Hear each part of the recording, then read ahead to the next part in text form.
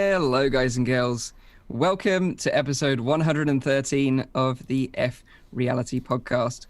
This is a weekly VR, AR, and MR talk show, live streamed every Saturday on YouTube, Facebook, and on Twitch. You can also catch the show live in VR using Big Screen TV. The show goes live at 7 p.m. in Europe, 6 p.m. in the UK, and 12 midday in central US. Although I think the show times are a little bit different in the US because of the UK times being in a different time zone now. So apologies if that's incorrect. I'm hearing the Doctor Who intro right now, Mike. Yeah, I'm not quite sure, but hopefully you're joining us live in the US. If you are, just let us know in the chat what time it is there, so we know for next week. But you can also check out the audio version. It's available on iTunes, SoundCloud, and on Spotify. We're actually dropping Anchor from our audio lineup from this week, as we found that most people were using the other platforms. But if you do want Anchor back, just let us know. If you have any questions, comments, or feedback during the show, please put them in the chat. We'll try and answer as many questions as we can. And of course, now it's time for me to introduce you to the team. First up, just like Sebastian from The Little Mermaid, this guy loves nothing more than being under the sea in VR. It's the VR Aquaman. It's Zimtok5. How you doing, dude? I'm like, usually it's like recent events. Did I do something underwater? What did I? Or was this just like referencing Subnautica and my love for that? I think so, yeah. Yeah, okay. Because I was like, this is definitely not me. You know, it always takes your wind out. Good, but pissed off at Valve. Do you want to know why I'm pissed off at Valve? Sure. They still haven't released Half-Life 3? It's not that, and that's going to cost us an hour, Rowdy, so zip it. So, no, they took... I mean, I got upset the last time they updated Steam, but they've updated Steam again. And the last time they updated Steam, I mean major platform update, I remember I was in a web cafe and I saw that they changed from their like military green to this new kind of more bluey thing, and I was kind of miffed. But now they've taken away the small mode in Steam, and I'm like, why would you choose to do that? So I know it isn't strictly VR related, but because to get to VR, you've got to go through that, unless you use like big, what do they call it? Big TV mode?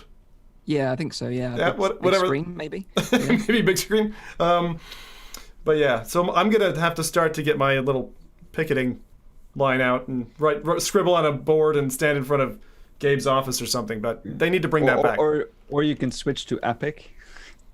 Actually, well, yeah, I'm surprised they don't give you an option though to switch to classic mode or something like that for people that is strange. Don't want to change. Yeah, it wasn't Epic. Someone told me that EA Games, I think, is coming back to Steam and allowing you to bring Origin titles over, but I don't think there's any Origin VR titles. No, although that's the new Star Wars game, isn't it? The new Jedi game that's coming to Steam from EA. Yeah, cool. So anyway, started my week well, and then that hit me yesterday. I'm like, feck, you've ruined my week. That upset you. That's understandable. Understandable. So next up, some say that this guy is the Casey Neistat of VR, vlogging his VR endeavors. It's of course the Rowdy guy. How you doing? I'm doing great. That's a nice intro. Yeah, I like Casey Neistat a lot. I actually watch him a lot. That's probably why I'm a bit inspired with when I do any vlogs with his channel as well. But yeah, I'll talk about it a little bit more later on as well, what I was up to this week. But yeah, my week has been fairly great. You know, it's been a lot colder. You know, the nights are getting darker sooner. But all in all, it's I like this kind of period. It's a lot of coziness inside. You know, a lot of time for VR. Yeah, I enjoy that too. Like the summer was just awful for all of us.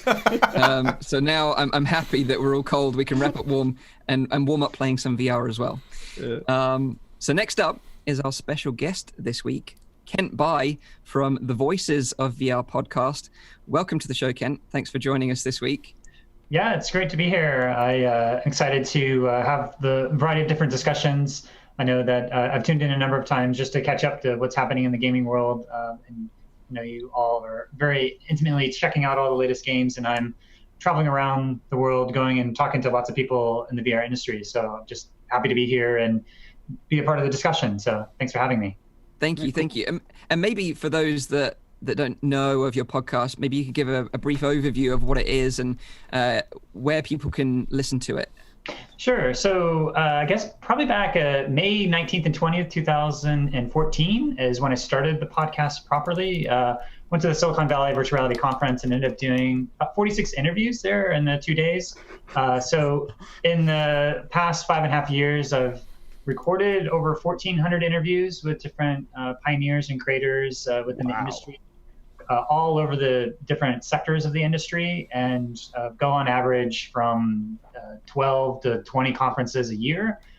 So well over like 100 events over the last 5 years, just trying to capture like a real-time oral history of virtual reality as it unfolds, and just be a part of the conversation. So you can find me at voicesofvr.com, where I've published about 831 of the interviews I've recorded, about 2/3 of the stuff I've recorded so far. And I get support from Patreon. So I'm supported by listeners on Patreon, and that's how I make my living, is crowd-supported VR journalism / real-time oral history.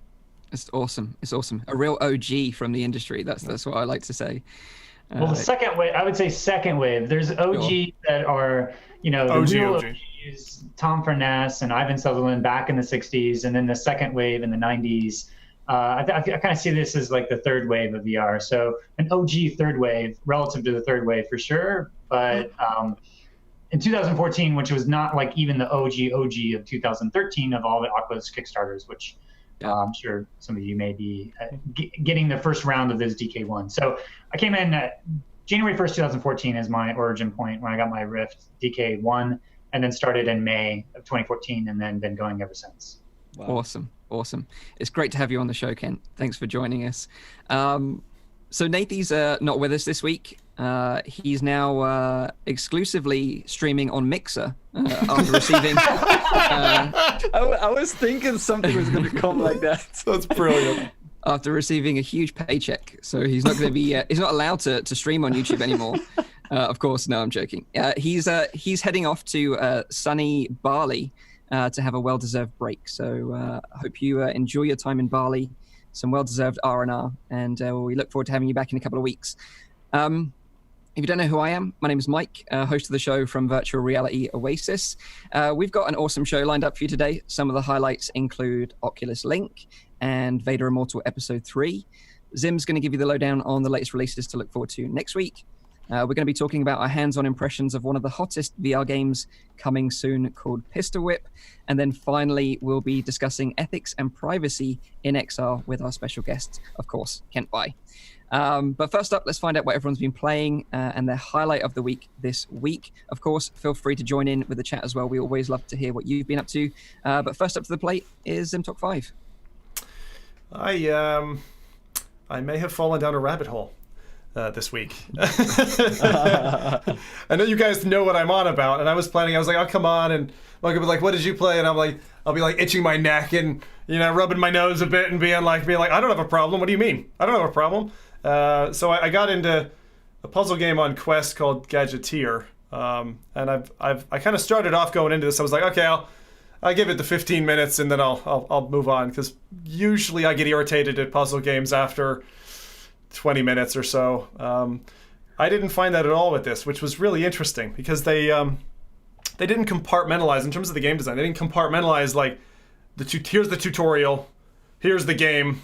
You didn't like have to finish this bit then move on to that bit, and it's not linear from that point either, which I only realized at Puzzle 34. But like the way that everything is self-contained in one room, it feels to me like one of these like stage plays that you go to and it's all in one scene. Like it really nice in the fact that actually your visuals and your layout isn't changing, but they still take you on this journey, and things do start to ramp up in terms of the difficulty of the different challenges. But the thing that really struck me was like I felt like I was a kid playing with Legos again, with the dominoes, with the physics effects, with the ability to quick rewind and replay and tune and fine adjust things. And also, I love the fact that their physics engine doesn't always play out the exact same scenario. Like sometimes it's minutely different. And at times that's all that it takes. You just run the simulation 10 times and then you win because your marble judders that little bit to the left instead of to the right. And all that makes it a really addictive little game loop. And I generally, as I said, wouldn't be thumbing up puzzle games because of the frustration element. But this one is fantastic, and now I've kind of like committed myself to it, which is unfortunate for my audience, I know, because puzzle games aren't, unless you want to watch someone descend into madness, aren't always the best thing to watch. But I for a couple of months now, I haven't given like a buy award to anything. And this one I did because it's really great. Especially in the quest, being able to move around and all that and do whatever you like, it's fantastic. It really went well. So. Yeah, I totally agree with you with the Gadgeteer, because like when I played it originally on PC, again, I sort of really fell into it, fell in love with it. But this is the first time you played it on Quest. So yeah, I think just before I didn't touch it on desktop at all. Just before we go into I think we need to rearrange our scenes, right? Exactly. F.Reality, assemble, please. so there's something wrong with my internet connection at the moment. I don't know why, because I don't see anything at the moment. You don't? Oh, okay. Okay, No. so who needs to move first? Well, so Rowdy, you're saying that you can't see any of us. You have no connection, right? So he's not even going to be. It would have been Rowdy first, but. Okay. This is we prepared for this. This fire drill has never happened. This is quite exciting. So for those who are audio listeners, we're all in the wrong boxes, which is not so bad. Now Okay. Rowdy is Mike, Mike is Kent, Kent is Rowdy, and Zim is Zim, of course. So how's it going now, Rowdy? Is it okay, or is it just spotty? Give it 5 minutes. We'll roll Okay. it this way, and it's not too bad. We'll carry on for now. But going back to Gadgeteer then, the quest is the first time you played it. So I played it on PC a good few months back, and a bit like you, I kind of just I wasn't that interested in it. I thought it, like even though puzzle games are my jam, like I really enjoy puzzle games, I wasn't that interested in it because it's all about these like kind of Rube Goldberg machines, right? So it's like you start off this chain reaction by setting off one domino, and then it like knocks them all down, and then it knocks like a windmill over, and then a marble rolls, and it is super satisfying once you really get into the game. Yeah. But like you say, the level design is really interesting in that it's not levels, it's just you're moving around a room environment and solving these puzzles one by one, and it's super satisfying. But have you seen any of the really big machines that you can access right at the very end? Only by peering over the walls and stuff. So I haven't. Okay. As I've been going linearly through them. I'm currently caught in the bathroom, which doesn't spoil anything, and I'm kind of waiting to beat the last puzzle there. So I'm actually doing a show right after this to hopefully finish it. Yeah, I think I call that locked in the loo. So we're gonna try to get out of the bathroom, right? and then get out into the main room and do the puzzles out there. And you've been streaming out on Quest as well? Yeah. Wow. Yeah. Nice. But yeah, I think if you're into puzzle games, it's one of those little hidden gems on Quest that you could easily bypass, but you can have a lot of fun with, I think. The nice thing about it is just like not being tethered is so handy, and being able to like they were really smart to allow you to easily ratchet yourself up or down in height, move yourself around, spin yourself if you need to with the motion controls. Those design considerations really help it. Because if those weren't in there, you'd have the problem that I see my daughter happen all the time, which is like I'm too short or I'm too big or there's a wall there, all that. So very smart design. Yeah. And I think the game that we're going to be talking about later on, again, is one of those games that is best played on Quest. But of course, we'll get into that. But now that Rowdy's internet looks like it's settled down a bit, let's reassemble our little video scenes. So who needs to go first? Rowdy's first, Rowdy. Yeah. Then Ken, and then me. Yeah. And then we should all be back in order again. So if you're watching this, this is like a little peer behind the window of how this show works. Okay, so what about you then, Rowdy? Now that you're back online, what have you been up to this week? So this week I had the opportunity to go to a virtual reality arcade. I was sponsored to go there by Telenet, which is a Belgian telecom operator. So basically, I don't know why they got invested in virtual reality, but they hired this massive location. So it's really enormous. It's like a warehouse, and in the front of the warehouse they have a little bar, and they have like small stands where you can play VR on like a few square meters. That is just where the bar is.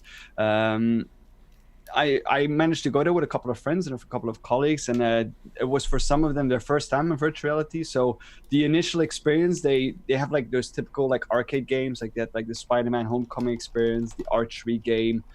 They had that Fruit Ninja kind of thing. So the typical kind of stuff that, the early exposure to VR is.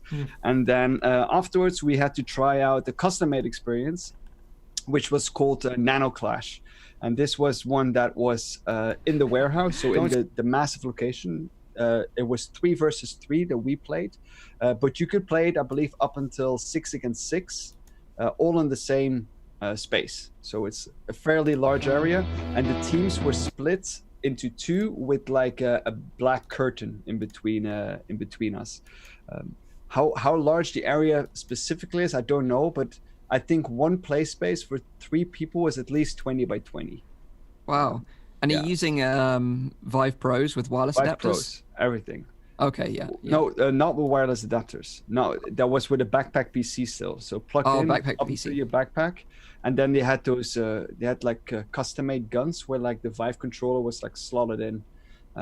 Really neat setup. This is not the first time that I went there. It was actually the second time, but the first time it was still a little bit. Not everything worked, and there were a lot of problems in getting like everything synced up, and like the players' heights weren't calibrated. But now it was like spot on. It was very smooth how it went from beginning up until end.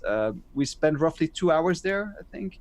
I think it goes normally for about like 40 euros per person for the entire experience for the 2 hours, which is not too bad. I think for the intro to VR, it's not really worth it because, definitely not for someone like me or like a lot of my friends who have tried virtual reality. But the Nano Clash experience, the one in the warehouse, the open one, that was definitely worth it. It was a lot of fun and a lot of sweating. There is like a certain scent that gets into those kind of headsets, like you start smelling the sweat eventually. But a great experience. I really had a lot of fun there as well. I got to make a fun video out of it as well. So it was a really great experience. And I have to say, go and check out Rowdy's video. He does this awesome vlog, like I mentioned in his intro. Very Casey Neistat style, very sort of fast-paced vlogging. It's really fun to watch, and I think you did a cracking job there. You should definitely consider doing more content like that. But intrigued actually about your friends, because some of them maybe weren't so experienced with VR. How did they find it? Because obviously putting people in VR experiences for their first time can be a bit hit and miss sometimes, whether they're going to get motion sickness or not. But certainly with an experience where you're fully tracked in a free roaming environment, I'd imagine that probably works better to introduce someone to VR maybe for the first time. There were a couple of people of all ages, so I had a couple of my colleagues and my friends that were my age, but I also brought a colleague who was a little bit older, and my sister was a bit younger, and they didn't really have that much experience with VR, and one of them also had the fear of heights. So when they tried Richie's plank experience, it was awful for that person. Really, he was especially because a plank is always a little bit wobbly when you stand on there, so it's moving a bit left or right. And then he said, "Okay, now jump off," and the guy was like, "No way, I ain't jumping off here." His brain, and I could see his knees were just trembling. So he was really into that. He enjoyed it though. He was like, "Wow, it's really impressive to see how much." How much improvement there is in this kind of industry and how clear it all looks, especially with the Vive Pro, because it's still a very high resolution. But then indeed the Nano Clash experience, because you're fully tracked and you're not relying on movement of trackpad movements, it feels really intensive in a good way. You really feel that you're there. You're absolutely there. If there's a wall in front of you, you don't go and walk through that wall because you think there's a wall there. And also the way that the area is mapped, it's really nicely done in a way that you will never run through out of the scene or through the curtain or against the wall, which is because the environment is made specifically to fit that kind of area. And I think that's a very smart way of doing it. But for them, that experience specifically was really mind-blowing. They really liked that. Was there any space folding in what you did, or was it all just one-to-one mapping in the space? One-to-one, yeah. I'm intrigued, Kent. Obviously being a veteran of VR, but do you ever suffer from sort of motion sickness, or are you susceptible to that? Because I know certainly I was. Yeah. I think it's interesting because I think there's certain ways in which I can notice my own motion sickness triggers and be able to mitigate it. So like kind of shut my eyes a little bit to, was it Eagle's Flight where they would like put the little circle around your eyes, and also Google Maps to be able to like prevent a lot of the flow that happens on the side. So locomotion where you have a lot of optical flow and the peripheral vision actually can be very triggering for motion sickness. So I feel like if you kind of shut your eyes a little bit, you can mitigate that. So I've learned to do that myself, but also recognize the motion sickness triggers. I've always been someone who's been very susceptible to motion sickness. And I feel like to a certain degree, I've got like a certain level of VR legs, but it has limits. So I find if there's a lot of details in the textures and I have a lot of optical flow, it'll make me sick. But if you have something a little bit more sparse that has not a lot of movement that's happening in your peripheral vision, then it doesn't tend to make me as sick. So I tend to, like in VR chat, I prefer to move around locomoting through your body because I feel like there's a trade-off. If you start teleporting around, you break the social cohesion. But in other experiences, I find that there's like these different trade-offs, and it sometimes I feel like I can get triggered if there's certain things like going upwards or going around sides or turning. There's certain triggers that I know that I have specifically, so that if it starts to happen, I can just shut my eyes. So, yeah. I'm grinning at the phrase social cohesion because that's something that you're going to get when you got someone like Ken on the podcast. And the thing is, like, I don't think I had a word for it, but I feel the exact same way about teleport in any social app. Like, you do not want to be just like, oh, I'm going to jump with you. My wife and I managed in alt space to jump to different parts of the level, and it took us 30 seconds to find each other again. So I totally get the bearing of social cohesion when it comes to teleport. But thank you for that term. I'm going to use that now going forward. Yeah, it tends to disrupt the dynamics you have of people being in a space. And when you start teleporting around, it's really difficult to maintain that. So I feel like VR chat, by having people like either locomoting around. So I see like the Wave VR, for example, I find it's hard to connect to people if they're like teleporting around.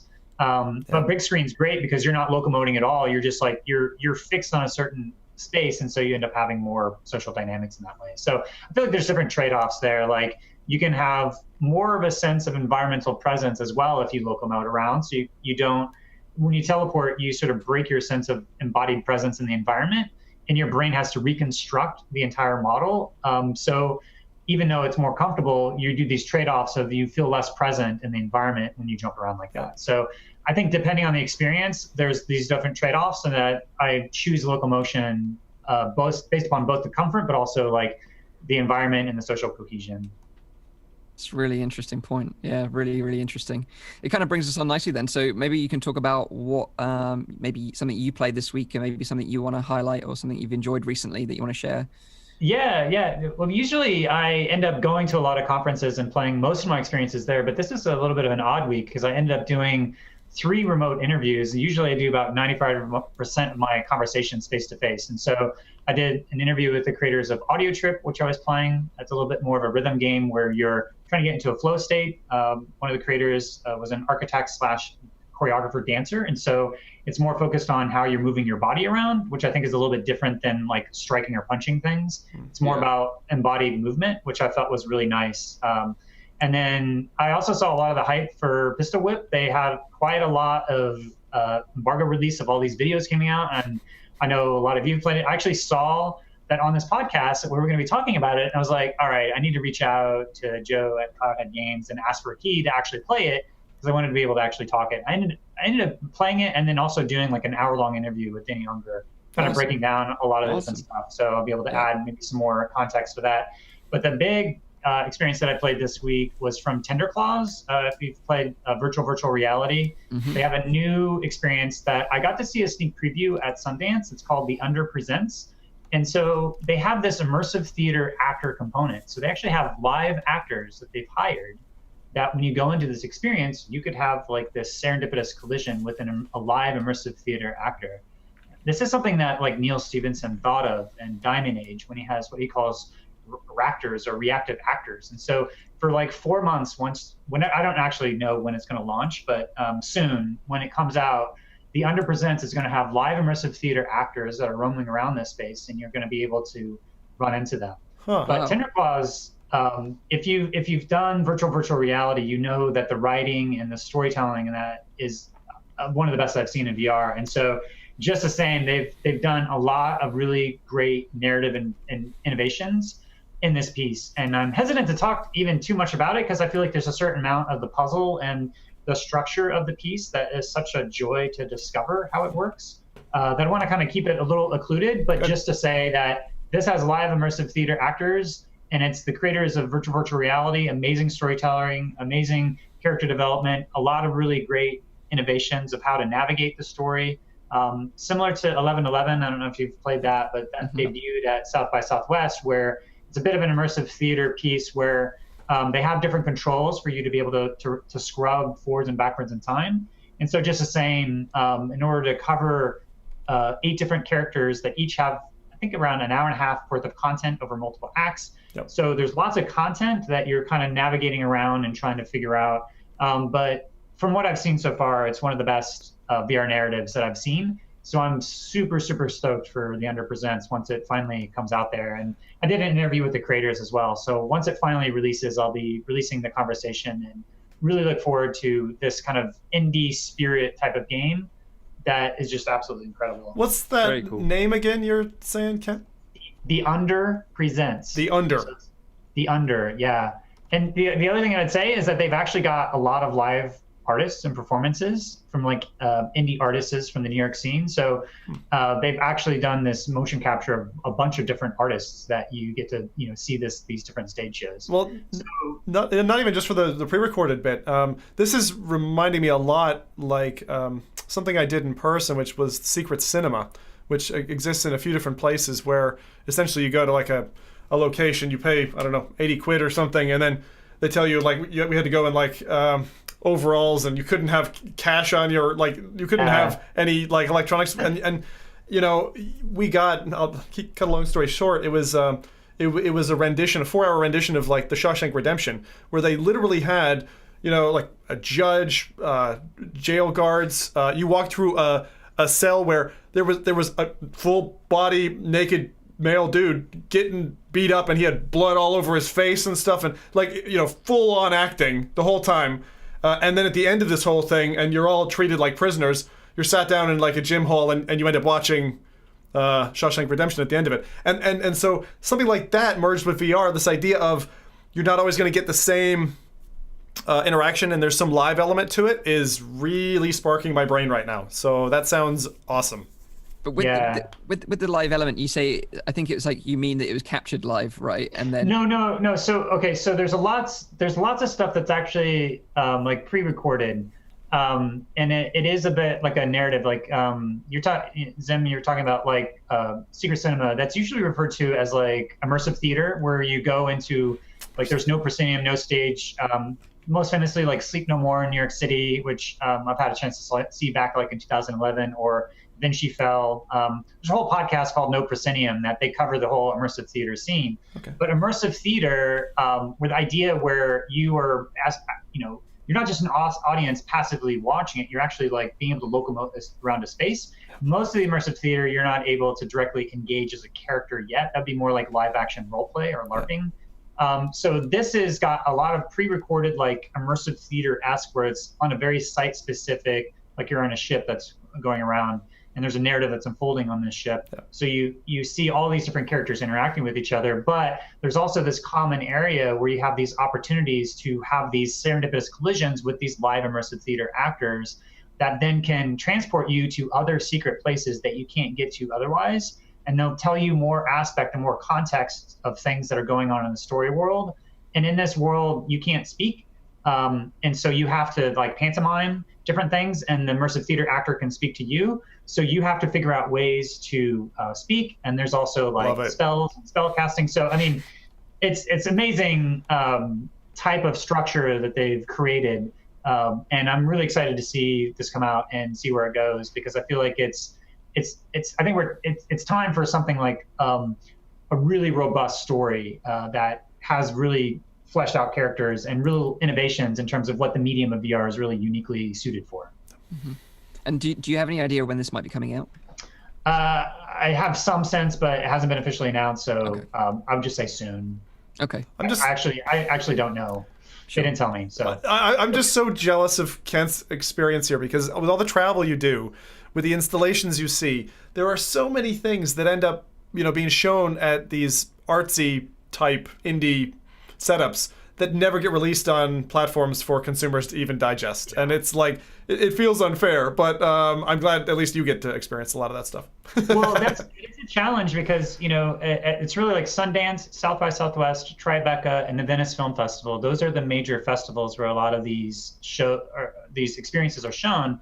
And I'd say, about 5 or 10% of them get released in some fashion. Some of them are only location-based entertainment and art galleries. Some of them come out and you can see, but a big part of what I try to do is go to these experiences, at least experience it, and then talk to the creators and see what kind of narrative innovations that are happening. But the distribution of these isn't as robust as the games. And I would love to see more of that. And I feel like the Underpresents is actually a good example of the type of narrative experiences that I've seen at these big film festivals like Sundance, Tribeca, South by Southwest, and Venice Film Festival, to get a little bit of that spirit into the rest of the community so that we can start to get more demand for these more narrative-driven pieces. Awesome. There you go. So yeah, in terms of my week, like as you'll probably know, I wasn't on the show last week. I should probably maybe explain what happened there a little bit, because the week prior to that, there wasn't really much going on in the VR scene. I thought it was like a perfect opportunity for me to kind of upgrade my PC, which I'd been planning to do for a long, long time. So I had everything all set out, new motherboard, new processor, new RAM, new case. And I was transporting everything to the new case. And everything, to be fair, bearing in mind the whole thing's water cooled, so I need to like drain it, rebuild it, bend new pipes for the radiators and stuff. Which sounds daunting, but it's a lot of fun. It's like if you like Lego as a kid, this is like the mature version of Lego, in its form, building a PC. So everything went fairly smoothly, and then after 24 hours, for some bizarre reason, it just died. Like it just wouldn't boot anymore to Windows. Just kept blue screening of death, so I couldn't sort of get any further. And then I had to sort of diagnose which part it was. So by pulling out different parts of the system and testing them individually. And it turns out, like, lo and behold, it was a bad CPU, which is practically unheard of. But yeah, it was a bad CPU. I ordered a replacement, got it installed, and eventually I was back up and running again. But of course, that whole you managed process, to return it, right? They did take it back, right? They took it back. Yeah, of course. Yeah, they took it back. But obviously, in the meantime, I just had to prime another one to get to me the next day. Otherwise, the longer I'm without a PC, the longer I can't make any content. So that was why I couldn't make the show last week. So I was kind of like under the sort of cosh of getting my PC back up and running again. So I thought I'd explain why. But I thought Zim did a great job last week of being a temporary host. So yeah, thanks for keeping the ship afloat whilst I was sort of struggling with my computer. But in terms of my highlights, obviously we're going to be talking more about Pistol Whip later on in the show, but the game I want to talk about is Curious Tale of the Stolen Pets. Now, this is a game from the team at Fast Travel Games, the same team that made Apex Construct.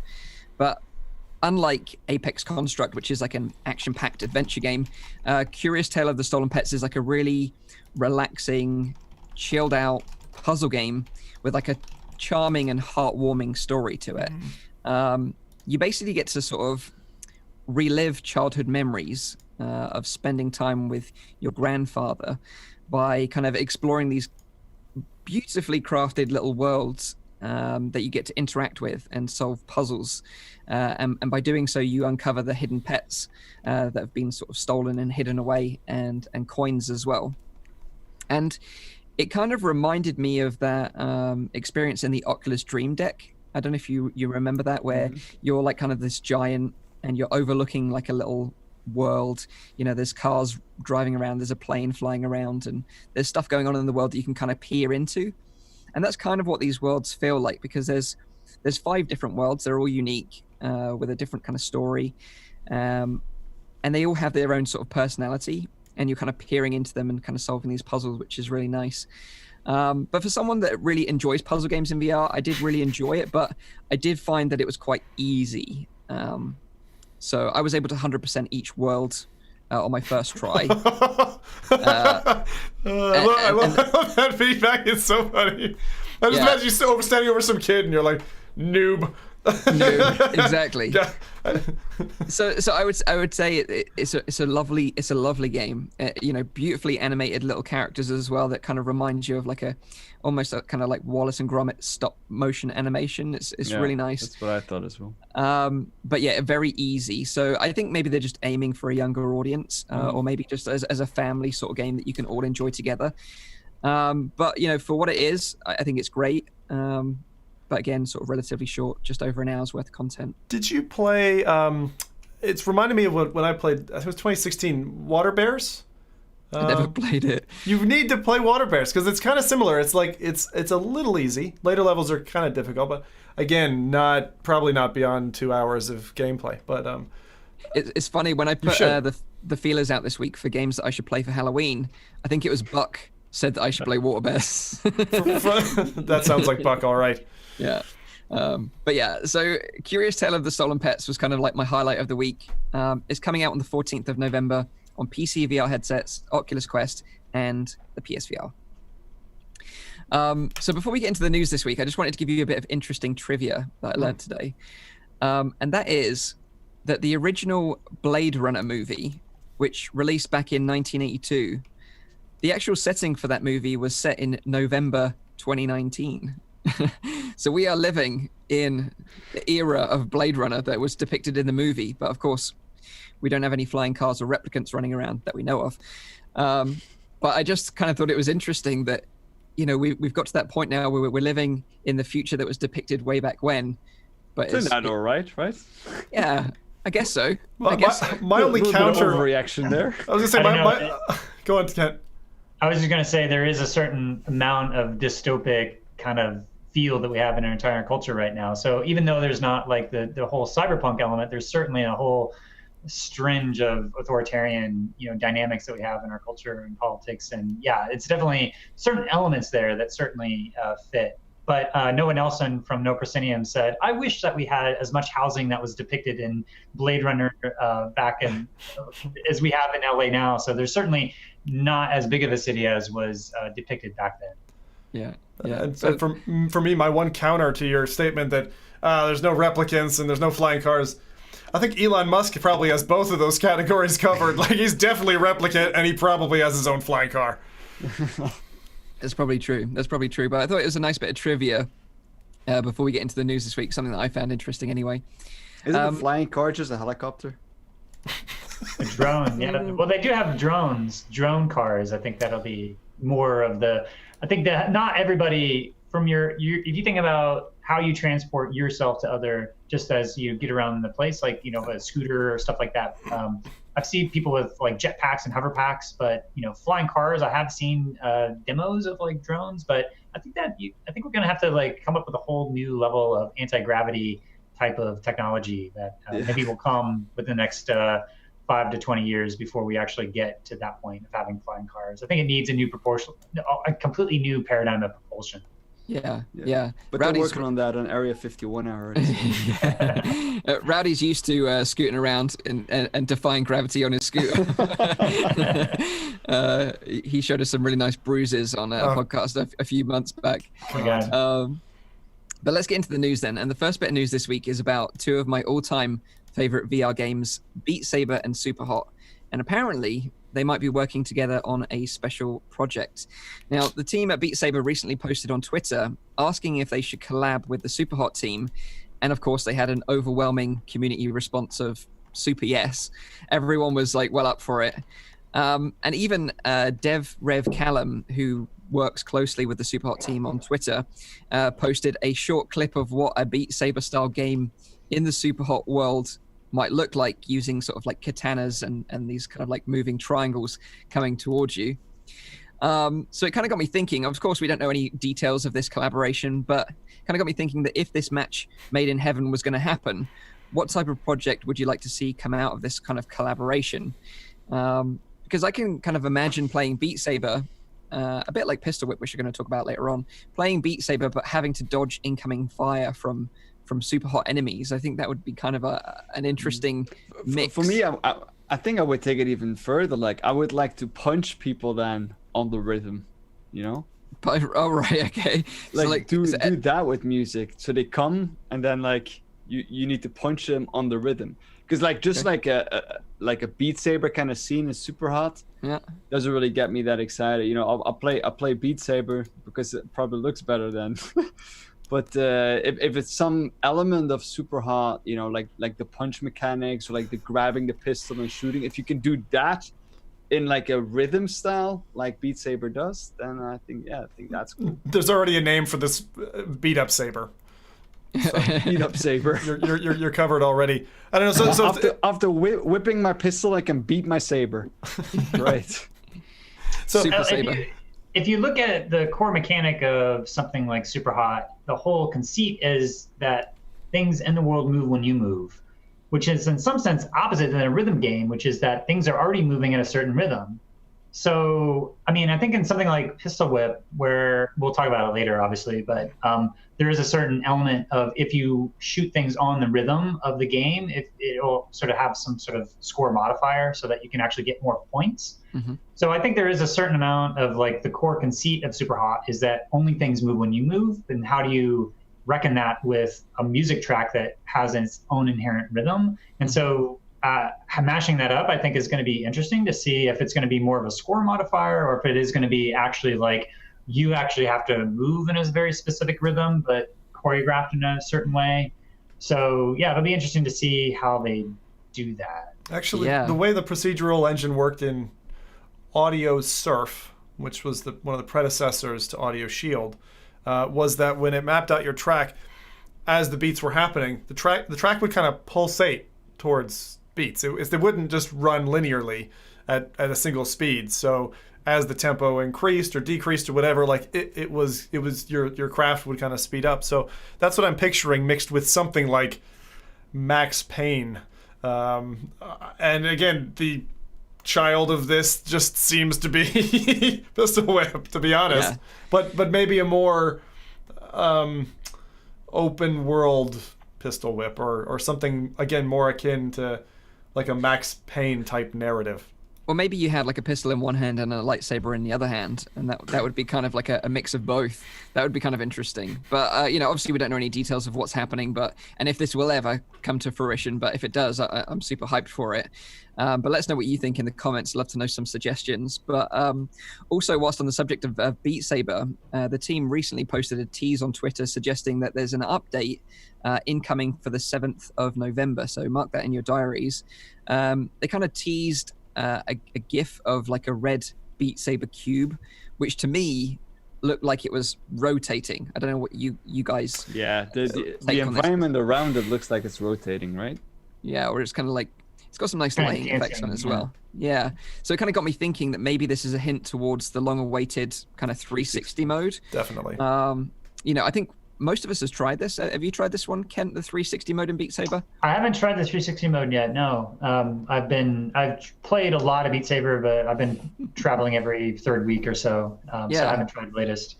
It's really unique, actually. It does make the game feel new again in that sense, because you're having to move around physically in your environment, which is really cool. And the cubes are coming up from all these different directions, and when they kind of converge in the middle, it's just super satisfying. We got to try it out at OC6, and I think Nathy tried it at E3 as well. But it's kind of rumored that the Quest will only get this 360 version, and that PC will kind of get like a 180 version, so a kind of cut down version, because they don't want people spinning around and wrapping their feet up with their cord. So it kind of seems like Quest is going to have the edge slightly on this. I think they should so do it. I guess they're probably worried of someone twisting themselves around and then falling over and hitting their head and, either getting sued or something. But I just tend to think that, stop spoon feeding me. Just give me the game. You know what I mean? Like just give me the full featured content. Give me an option to strip it down, and maybe ship it with the option turned on, like by default, so that you're safe. But give me the full thing if I want to do it. I don't think it's right to only give it a half bake. Sure, look at what the Rift did. They launched with that. They launched 180, and they had to, in the end, give way. Just in the same way as for the different, teleportation and smooth locomotion modes that everyone has given way. People just adapt. I do think they announced it for later, but is there anything else that we know that Beatsaber has been working on beside that? I mean, I think it's too early for the Superhot collaboration. I think so, yeah. But I thought they were gonna do the 360 maps with like the Christmas release or something. Maybe this is it. We don't know for sure. It was just a tease, and that's just my interpretation of it. It could be something else. Could be like a new music pack, or it could be new lighting effects or something like that. Because there was some light sort of bouncing off this cube, so it could be that instead. But of course, we'll know by this time next week. So we'll have all the details for next week's show to fill you in on all the details with. But that's something that's sort of in the works. I thought I'd tease you about. The next bit, which I'm also going to tease you about, is about Hideo Kojima.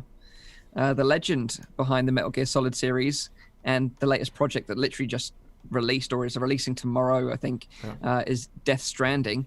But Hideo Kojima, obviously, crazy creative in the video gaming space, but he recently tweeted out that he received a Valve Index, which is awesome. It's great to see someone again embracing VR, especially someone so well respected in the gaming community. And of course, it isn't any indication that he's working on anything in the VR space, but I'd love to see a VR game from him in the future. You just know that it would have that super weird Kojima style to it. Like if you look at Death Stranding, for example, like it's got Norman Reedus running around delivering packages with a tiny baby in a clear case strapped to his chest that can alert you when ghosts are near. Well, exactly. But I think this is the kind of crazy that would make for a really unique VR experience. So I kind of just wanted to ask you guys, like, if there is a Kojima game that you'd like ported to VR, would it be like Metal Gear? Would it be PT? Or would it be something else? Or if there is another game studio that you would really love to see port a game to VR? On the point of that, for Halloween, I streamed PT. Everyone's like, oh, you need to try like a very scary game. Holy heck, like that is not fun. Like I no. Oh, like I mean, I went in there. I was like, how bad can it be? And people were like, oh, you just need to walk through a corridor. And I was like, I can do that. There's no physical interaction or something. You just need to keep on walking through a corridor. The game broke at a certain point for me because it was a remake in VR. Like there was at a certain point that the game just wouldn't let me progress anymore. And I after like 20, 30 minutes, I gave up. But I don't know how far I was in already. Hang on. But describe that, because I thought it was broken, stuck with it, and then worked out it wasn't. It does seem like it's broken at one stage. Yeah, it does that multiple times to me. Like, and I think you need to walk on certain locations, and then all of a sudden something happens. Mm-hmm. And I got like, and people in the chat saying that the door was open, but that it closed again or something. So mm-hmm. I don't really know what happened there, but holy heck, I don't know if I want a game like that in virtual reality, especially like, because you do the same kind of route the entire time. It's like messed up, but like something changes every time, and you feel like you're going literally insane. And then you see that creature, that I don't know what that is, that woman standing in there in that corner. God dang it! Like, oof. I had like shivers all over my back, going all the way to my feet. Like, horrible. And horrible. It looks amazing in VR as well. Yeah. Well, yeah, it looks very, very good. But would you ever play this? Would you ever play something like that, Kent? Like something that really psychological horror messes with your mind? I have the one that I would really love to try is Resident Evil 7. I don't have a PSVR, so I did do an interview with somebody who said that they did use something like Resident Evil as a way to do like stress testing for their own capacity of handling fear. So I like the concept of doing that. I feel like I've done enough VR that I don't tend to get too scared of like the jump scares of different stuff. Yeah, I thought that too up until I tried PT. Dang. Yeah, PT is rough. PT is definitely rough on you. But it makes you first like second guess yourself. You're like, is this it? Right? And then when you start to realize the game is, it doesn't jump scare you, at least not early on. And it does this great psychological kind of warm up, and the proper horror games do that. And so for me, a full length PT equivalent, right? I would want that. Yeah, something Silent Hill would be cool. But that said, a Metal Gear Solid, even like with a mix of first and third person, might be quite tantalizing. Like I really liked Chronos and those kinds of games, so I think they could really pull it off. To be honest, anything when you get a creator like Hideo, just anything he'd do, just do it. Just make a VR project. I don't care if it's 30 minutes long. Just have fun with it, and then we'll have fun with it. So that would be my message. Yeah, my thought about the AAA gaming, well, just first as a disclaimer, is that I'm like 43 years old, and so my first like system was like a Nintendo NES of Super Mario Brothers in the 80s, and I stopped playing video games in 1994 for 20 years. Just went off and lived my life, and then when VR came along, I started getting back into games, and so there's like this huge gap of my gaming knowledge. But just by looking at what has happened with the dynamic of Oculus giving lots of money to big AAA game studios, I don't think you could point to any like breakout success of any of those. My sense is that the amount of bureaucracy and production pipeline and ways that it's like a movie studio that you're giving money to, and they have these paradigms and these thoughts about what games are and what they should be. And so I think actually most of the greatest innovations in the VR space have been coming from these independent, middle tier or single shops, very small footprint of people that are really rapidly iterating and trying to figure out what the inherent nature of the medium actually is. And so this whole conceit that there'd be a AAA gamer who's going to come in and basically do all sorts of amazing innovations in VR, I'm super skeptical just because I haven't seen it happen yet. And everybody that has been putting millions and millions of dollars into different games, I mean, Harmonix and all their rhythm games, took like Beatsaber or just a whip. It's not like the same amount of budget or resources that were handed to them. And so I feel like there's been a little bit of a recalibration even within the structure of Oculus, where it's a bit of a changing of the guards of the people who were in control at the beginning. And now we've seen a bit of like a shifting of who's now in charge. And I feel like we're going to start to see a lot more of supporting of those smaller independent creators, which I think is where a lot of the true innovation in the VR space has come. So when I hear discussions about these big AAA gamers like coming in, swooping into VR, I'd like to see them create like 10 prototypes first before I'm going to like really seriously look at what they're creating, or for them to collaborate with people who do already have that level of expertise and experience. So certainly with like Hideo, like he's so unique in that like he's not sort of like the standard AAA developer. Like he's literally just gone off on his own path with his new studio now, and his new game Death Stranding, if you look at it, it's probably unlike anything else that's out there right now. And that's why I think if he was to do something, and I don't think he would like I think he would just do something on a side project on his own rather than get funding from Oculus. But I do totally agree with your point that a lot of the stuff that comes from Oculus with the AAA developments that's been funded seems like they've been steered in a certain direction or a certain way, or this is how we want it done, and there's a lot of like hand holding and maybe direction there. Certainly that was clear with the Marvel game, Marvel Powers United. It certainly seemed that way from playing that game, that it was on a certain path where it had the potential to do way more. So I totally get that, but yeah, like I said, it is all pie in the sky stuff. It's just a case of that he got an index. I think it's exciting because he's a legend in my eyes. I'd love to see something from him in the future. So yeah, that's Hideo Kojima getting a Valve index. So next bit of news is about Oculus Link, obviously the highly anticipated Oculus Quest update, which allows you to connect your Quest to a PC to essentially turn it into a Rift to play full PC VR titles from Oculus Home and Steam VR. Now, this feature was unveiled during Oculus Connect 6, and it was stated that it will be coming out in November. Now, although the update will enable this feature, you'll still need a USB-C cable to connect your Quest to your PC. Yep. And Oculus will be selling that separately as an Oculus Link cable, but that won't be coming out when the update drops. So we're going to have to wait a few more months for that, I think. However, Oculus did say that they'll be releasing details of the specs of the cables required to have a good experience in the meantime. So we can still use the feature, but we'll just have to source our own cables. And I'm sure myself and there'll be other creators out there that'll be testing a bunch of accessories in the coming weeks to make sure it works. But interestingly, this week, an app turned up on the Quest store called Rift Home. And it was weird because it wasn't on the Quest store in the Quest. It was on the Quest store on mobile. And I was able to download it, but I couldn't actually install it on my Quest.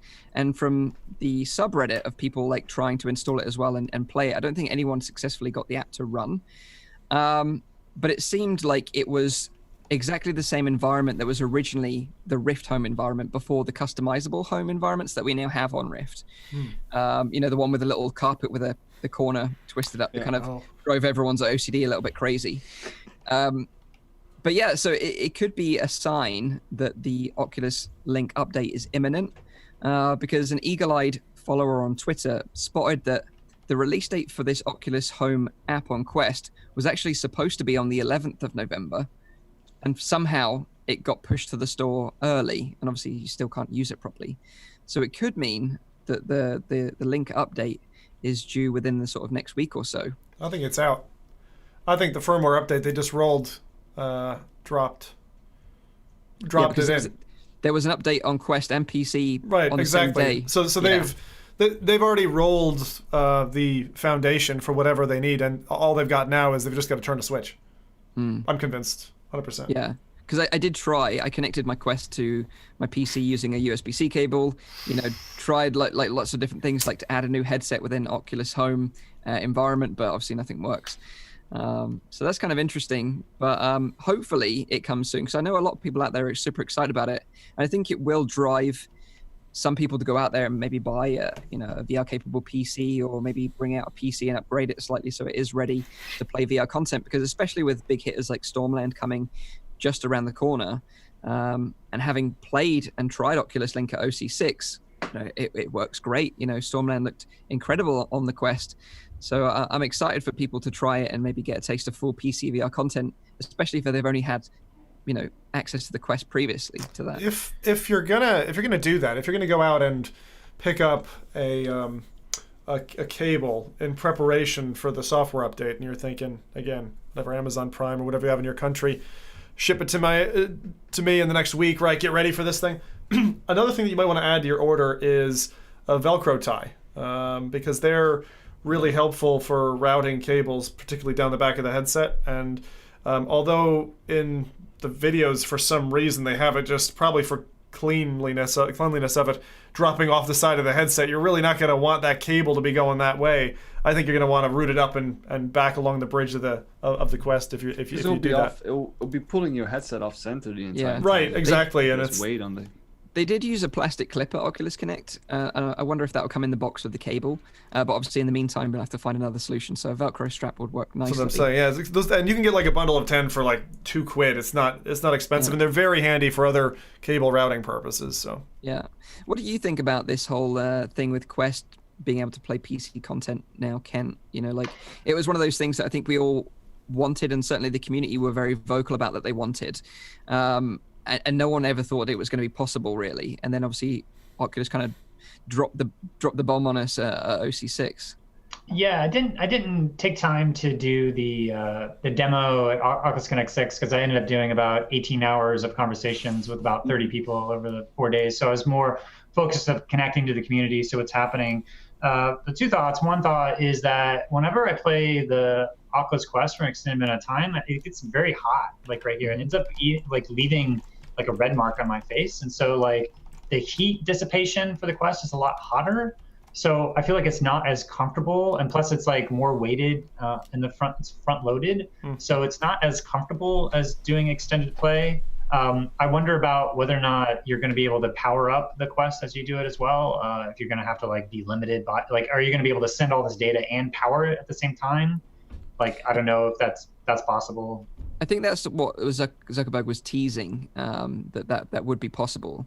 But also they suggested that not all apps, like, you would have to choose a developer if you wanted your app accessible to Link as well. So it might be that not the whole Rift library will be available. But then again, it is supposed to be working with Steam VR as well. So it does essentially, according to Mark Zuckerberg, he was saying that it turns your Quest into a Rift, basically, right, connected to a PC. Right. And I guess the thing that makes me wonder is, like, what is the commitment of Oculus for PC VR in the long term? Because if they do actually, I mean, they're already having Lenovo produce their Rift S. They're not even producing it themselves, and so they've already kind of outsourced that. So and if the Quest does have so much more sales, then in the long term, then are they going to just see like there's the PC gaming is just a niche? And is this a stopgap to allow them to still continue to support different PC development without having to do the continuing innovations of the PC? The deeper dynamic, I think, is that Oculus did not make some early moves into the enterprise market, and because they had these front-facing cameras, which were a little bit less precise, HEC did a lot of early movement in terms of doing the enterprise market.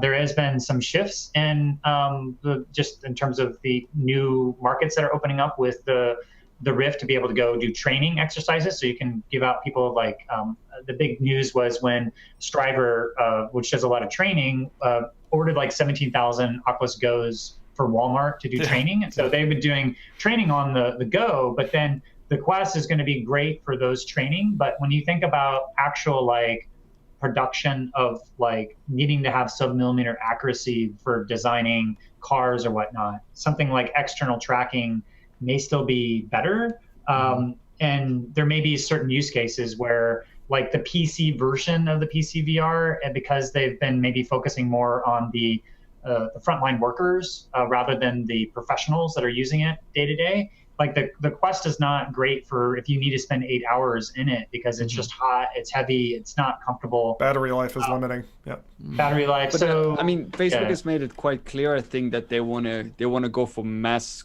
the mass consumers. So I do think that for like those like specialized experiences, I think that there will be other companies probably taking up that route rather than Oculus also investing in there. I think Oculus really wants to get like a headset in pretty much everyone's hands, and if that is the Quest, that is probably the easiest way to do it. So I do think you make a good point into saying like that there will come up probably a time and day that Oculus might only be manufacturing a Quest rather than something that is attached to a PC, even if the tracking is better. I think as long as we have that option, I think every headset going forward will have that dual mode where you can connect it to a PC and have the standalone experience as well. I'm kind of happy with that. But I do agree with Kent that, certainly for right now, the Rift S is a more comfortable headset for use for prolonged sessions. And there is some mods that you can do to the Quest, of course, add a deluxe audio strap or whatever to make it more comfortable for prolonged sessions. And I guess if that's your only headset, you might be willing to do that, but it's just worth considering that in the future. It's weird because it's a trade-off. And to me, the tether is the number one thing that I don't want to add to the Quest. Like my preference, I think, I'm going to have to test it because I didn't get a chance at OC either, Kent, but I don't see why I wouldn't just keep using virtual desktop. The only like I love having the Quest and being 5 feet away from my PC or 30 feet if I want to be, and just go to any space in my house and just play from my PC. And I think like a lot has to do with just like fidelity as well. That if like for example like me, Mike, you, Zim, like we record a lot of content, and recording content with the Quest is not ideal. I would say it's not the best kind of output that you will get. If you want high resolution also in your output, then you'll probably still be using the Vive or still be using the Oculus Rift or the Rift S, just because the output of it is better. That's simply it. So I do think that there will always be people like you, me, and Mike will always like try to look for the highest fidelity in order to get like the best output out of there. Of course, that is again a very small percentage of the market, but that will still need to be there. Yeah. The other thing that just to throw out there is that there's 5G and edge rendering, edge compute, and once you start to have like really low latency to be able to do the rendering in the cloud or do rendering on your computer, and I'm thinking about in the next 3 to 5 years as we start to have the proliferation of things like 5G.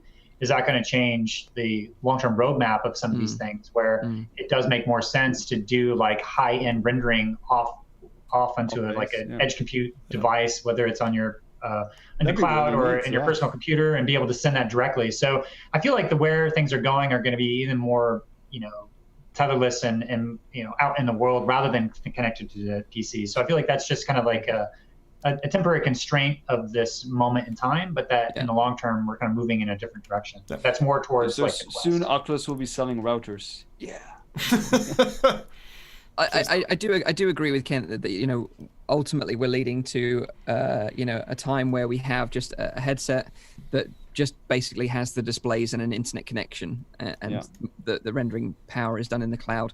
But I think realistically, I think in my mind we're a lot further away from that, maybe even 10 years, I would say, because like even now, internet connections are so spotty across the range. Some people in Europe like have fantastic internet connections. Here in the UK, it kind of sucks. Like I've been struggling with it for years. Rowdy, of course, even during the show highlighted that the internet doesn't like us at times. So I think we're a long way. I think Google Stadia are kind of a bit ahead of their time even now. So I think that will be a really interesting case to to see how that develops and how that works, and see how that can be translated over. But latency is such an important key part of a VR experience. So, but yeah, I think ultimately, eventually, that's likely where we'll be. Yeah, something like Ready Player One, I guess. Right, the last bit of news this week is about Vader Immortal Episode 3. Thankfully, we're not going to be having to wait too long for this to play the third and final chapter of the series, and it's going to be releasing on the 21st of November, so just a few weeks away. In a recent blog post on StarWars.com, they actually detail that this episode is going to be longer than the previous 2 episodes, which is good to hear, because I know that a lot of the criticism of the last episode was that it was quite short, and there wasn't really much going on. Whereas the beginning, the first episode was great. It was like a big build up to something big, and then it seems like it's still building to this big thing, which I think is going to be delivered in the third episode. But this is what got me really excited about this. So in this third episode, which I said is going to be the final chapter, you're going to be able to use blasters dropped by stormtroopers, fight air-to-air on skiffs, and also, finally, go toe-to-toe with Darth Vader himself in a lightsaber duel. I'm super hyped for this. So how about you? You're gonna lose. You have to lose, right? You can't win then. Because if you kill Darth Vader, then what happens to the rest of the movie? Wait a minute, this isn't canon. We've got off the story. That's true. It is canon, so that's not going to happen. I would love... No. Hey, hang on. This is my virtual reality. I would so love to be able to just fucking slice off Vader's legs. He falls down. Now he's Torso Boy, and I'm like, oh, God damn it. That happened. It would be so like Game of Thrones style, but with Vader. But this is weird. Like, I kind of feel he's been kindling... Okay, fair enough, it's Stockholm Syndrome maybe kicking in here, but he's been rekindling this like little I'm your father vibe throughout the first and second episodes. Like, I don't really feel like hostility from him. He's like, you are my apprentice, I will bring you along. And what, now I'm going to chop his legs off? Well, I would, to be honest, it's me, but But it's called Vader Immortal. It's a good point. I don't think he's going to die. Straight through the heart, and he's still there. Yeah. It does make me worry a little bit if it comes out so quickly after the second one. Like, I mean, of course, I don't know how long they have been working on this new episode, but I mean, the expectations that the first one set were quite high. Yeah. The second one, it felt a little bit like a letdown, like a little bit of dip. But I do hope that the third one really picks it back up again. And from the description, it does seem like it. But I just hope that they've had enough time to like really make this like a solid third episode. I think they've probably been in the works for a long time. They've probably been ready for a long time. But I think the reason why they're waiting to release it on the 21st of November, I did read somewhere that it's kind of in conjunction with like a Black Friday that's happening. So like they're maybe hoping that a big release like this will ramp up the sales for Quest potentially. So it's kind of good timing, I guess. But have you played any of the previous Vader Immortal episodes, Ken? I played the first one, and I enjoyed it. And I felt like, as a lifelong Star Wars fan, it felt like being able to actually step into the experience. Yeah. In terms of the actual like gameplay or narrative innovations, I thought it was, in some ways, like there's a lot more, I think, cutting edge work and innovations that are happening in the film festival scene. And then this is a little bit of like crossing the chasm in the mainstream of like trying to take some of these principles and put them out there. But still, it didn't have enough for me to like rush out and play the second one. I mean, the second one came out during Oculus Connect 6 when I was traveling, and then just traveling from place to place. And I haven't taken the time to do it, but in part because it wasn't like I was completely blown away by the first one that I had to like absolutely see it as soon as it came out. Yeah. So I feel like it's a little bit. I mean, on one hand, frustrating because again, this is another instance where it definitely seems like it's a type of title that's trying to drive adoption of VR, and I can understand that. But also, like, I have to wonder, like, how much of the resources and money that may have come from Oculus into a project like this into, like, really supporting, like, the middle tier or indie devs to be able to really push forward the thing that's going to keep people back coming again and again. Because you get something like this, you play it once, and then, you know, I don't feel like I necessarily need to spend a lot of time in the other experience. I have heard... It does sell headsets, though. Yeah. Like, having a title like Vader, Darth Vader, or like Star Wars or something, people want to try that. I've had actually a lot of people who came to my house and like I said, oh yeah, there's also a Star Wars one. And they tried that and they're like, holy heck, is this like how VR is? Like, oh man, I'm going to get myself a headset. So, yeah. I mean, it does, like, I understand what you say. It doesn't have like a lot of like replay value, except for, of course, the lightsaber dojos. And some people like love that stuff. Absolutely. But it is something that I think that when people see it on a screen or like hear about it or hear other people talk about it, that people are a little bit, at least if they like Star Wars, are a little bit more inclined to go and get a headset. Yeah. I think so. Like having that big brand, that big IP attached to it definitely does help. But yeah, I understand where Kent's coming from as well. Like the amount of money they must have spent to make that happen potentially could have been invested elsewhere. But I think it's kind of one of those things that, you know, people are, when they look at VR prior to this, you know, it didn't really have any big names in it. But now we're seeing Medal of Honor, of course, Star Wars as well. I think it does good for Oculus to have these big IPs on their side. And I think it's also, I mean, even at OC6, we saw quite a bit of a kind of Oculus start devs milling about and talking about their experience. But like Kent, if I was at the helm, I would pour 50% of whatever funds were available for investment into not just indie devs, like established indie devs, but school projects, to be honest. I mean, I would start with teenagers working on VR, because in 10 years' time, those are the people who are going to have the most flexible time and or have built up a prowess over, you know, that 10 years. Now they're in their mid-20s, and they could be killing it and really making the foundation for what VR is going to be. I mean, look at, I don't know, Microsoft, Apple, and these companies, and, you know, what was the age of their founders at the time that they were really pushing it. So I think that it's really important to kind of look at the youngest capable generation and go, right, have you considered, like if you're interested in programming, get into VR. Here's the basic toolkit. We'll get you started off. Run a competition or something. But actually get some real indie ideas. There's some stuff even here and with local universities that I've seen that 2 years before Pistol Whip gave a kind of a similar flair, and I still wish would come out, and I think they just didn't get funded. Students went off, and like so many projects that died back in the day of Oculus Share, they're a great idea, but the great idea doesn't get to go anywhere, you know, and that's really hard to see, to be honest.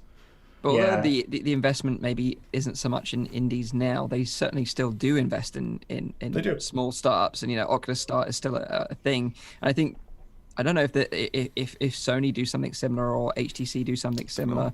I'm not quite sure. So it's that difficult balance, I guess, of trying to get the right portion of each. But certainly Vader Immortal Episode 3, you know, I'm really excited about it. I'm glad that we don't have to wait too long for it as well, and hopefully it will give that, you know, amazing finale that we all want. So yeah, that is the news this week. Now it's time to hand it over to Zim for the releases next week. Looking forward to seeing what's actually on the slate. I haven't been so keeping track. Yeah, I was digging around a bit. There's not a huge number of titles, but I've got 3 picked out and a couple in honorable mention for this week. So Kent gave me a great segue earlier with his introduction talking about Tender Claws, because virtual reality, which started off on what was it, Daydream. And then I only ever got to it when it came over to the Oculus headsets, and I was like so smitten with that. Like when it hit the Go, I was like, fucking hell, where'd this come from? It's only ever, in my book, really been bested by Narrows, and I talk about that a lot on here, so I'll save you. But virtual reality, in all the platforms I've played it, has been amazing. It just landed on PSVR. So if you've got a spare £18 or about $21, PlayStation, as of the 25th of October, PlayStation just got virtual reality. And I thought, look, if you haven't done what I like to call Inception in VR, then please do. And without spoiling anything, I'll say, would someone please pass the butter? It's so to explain what the game's like for those audio listeners as well. It's like a toned down humor of like Accounting Plus or Rick and Morty. So this is something that's a little bit more family appropriate. You can share with your kids, kind of thing. But it's still kind of weird environments that they put you through, and Great very multiple reality, which I guess you can tell by the name, virtual reality. You're stepping through like many different permutations, and I think it's really well done. It's short and sweet, but for the money, I'm just glad the PlayStation people are getting it, because it's been a long awaited, to be honest, to get on that platform. Yeah, the Tinder Claws teams have some amazing writers, but the other thing about virtual reality is that it's kind of a meta. It's talking about VR and AI, and actually incorporate a lot of like AI generated different types of stuff with different characters in the piece as well. And so they're always on the bleeding edge with Tinder Claws and what they're doing. And so that's why I'm partly very excited for the Underpresents, because it's the same team. So yeah, if you haven't had a chance to try it out, definitely do it, because I think it's one of the best VR narratives that's out there. Very easy to get into as well. Like it's definitely a go-to app for me. If someone's a gamer, that's the only thing I would say. I probably wouldn't put grandma in it, but if someone is already kind of okay with their reality being vexed a little bit, definitely it's a great title for that. So good old Activitude. Kent just reminded me. I love the intro. I won't say anything more about it. Any other comments on that one, guys, before I move on? You can just check it out on all headsets. You know, it's on all headsets now, pretty much. So there's no excuse. Even like the way it's like implemented on the Oculus Go, it's like brilliant. Oh yeah. Hey, it looks fantastic. It does the best with the 3DOF controller. I mean, it really makes it feel like you're in the world, and does so much with that controller that I would never even imagine possible. So yeah, they really push the limits. And so yeah, I'm just glad that it's out there. People are able to check it out. Now, the next one I had to queue up specifically for Rowdy and any other sciencey folks. I know we've got a few who tune in weekly. So this is it actually has nothing to do with physics, I don't think, but this is Particulate. If you want to play with particle physics and I think Spider-Man once said, with great power comes great responsibility. So use the massive parallel processing of your graphics card, and for once, and basically you get to play around with a whole bunch of different little tools. This game's obviously like an indie little thing. It kind of reminds me of Tilt Brush, actually, when I look about it, because basically it's about setting up these scenes, messing with 10 different tools to kind of set up pixel collision and all kind of interaction. You can actually put to it, I was glad to read this, you could put to it like with reactive music, similar to like what Tilt Brush had released some time ago, and record these loops. So what I'm thinking of is, if you're like into music, creating sound bites, whatever it is, you could literally put some of this stuff as a backing and make a pretty cool looking piece, I'd think.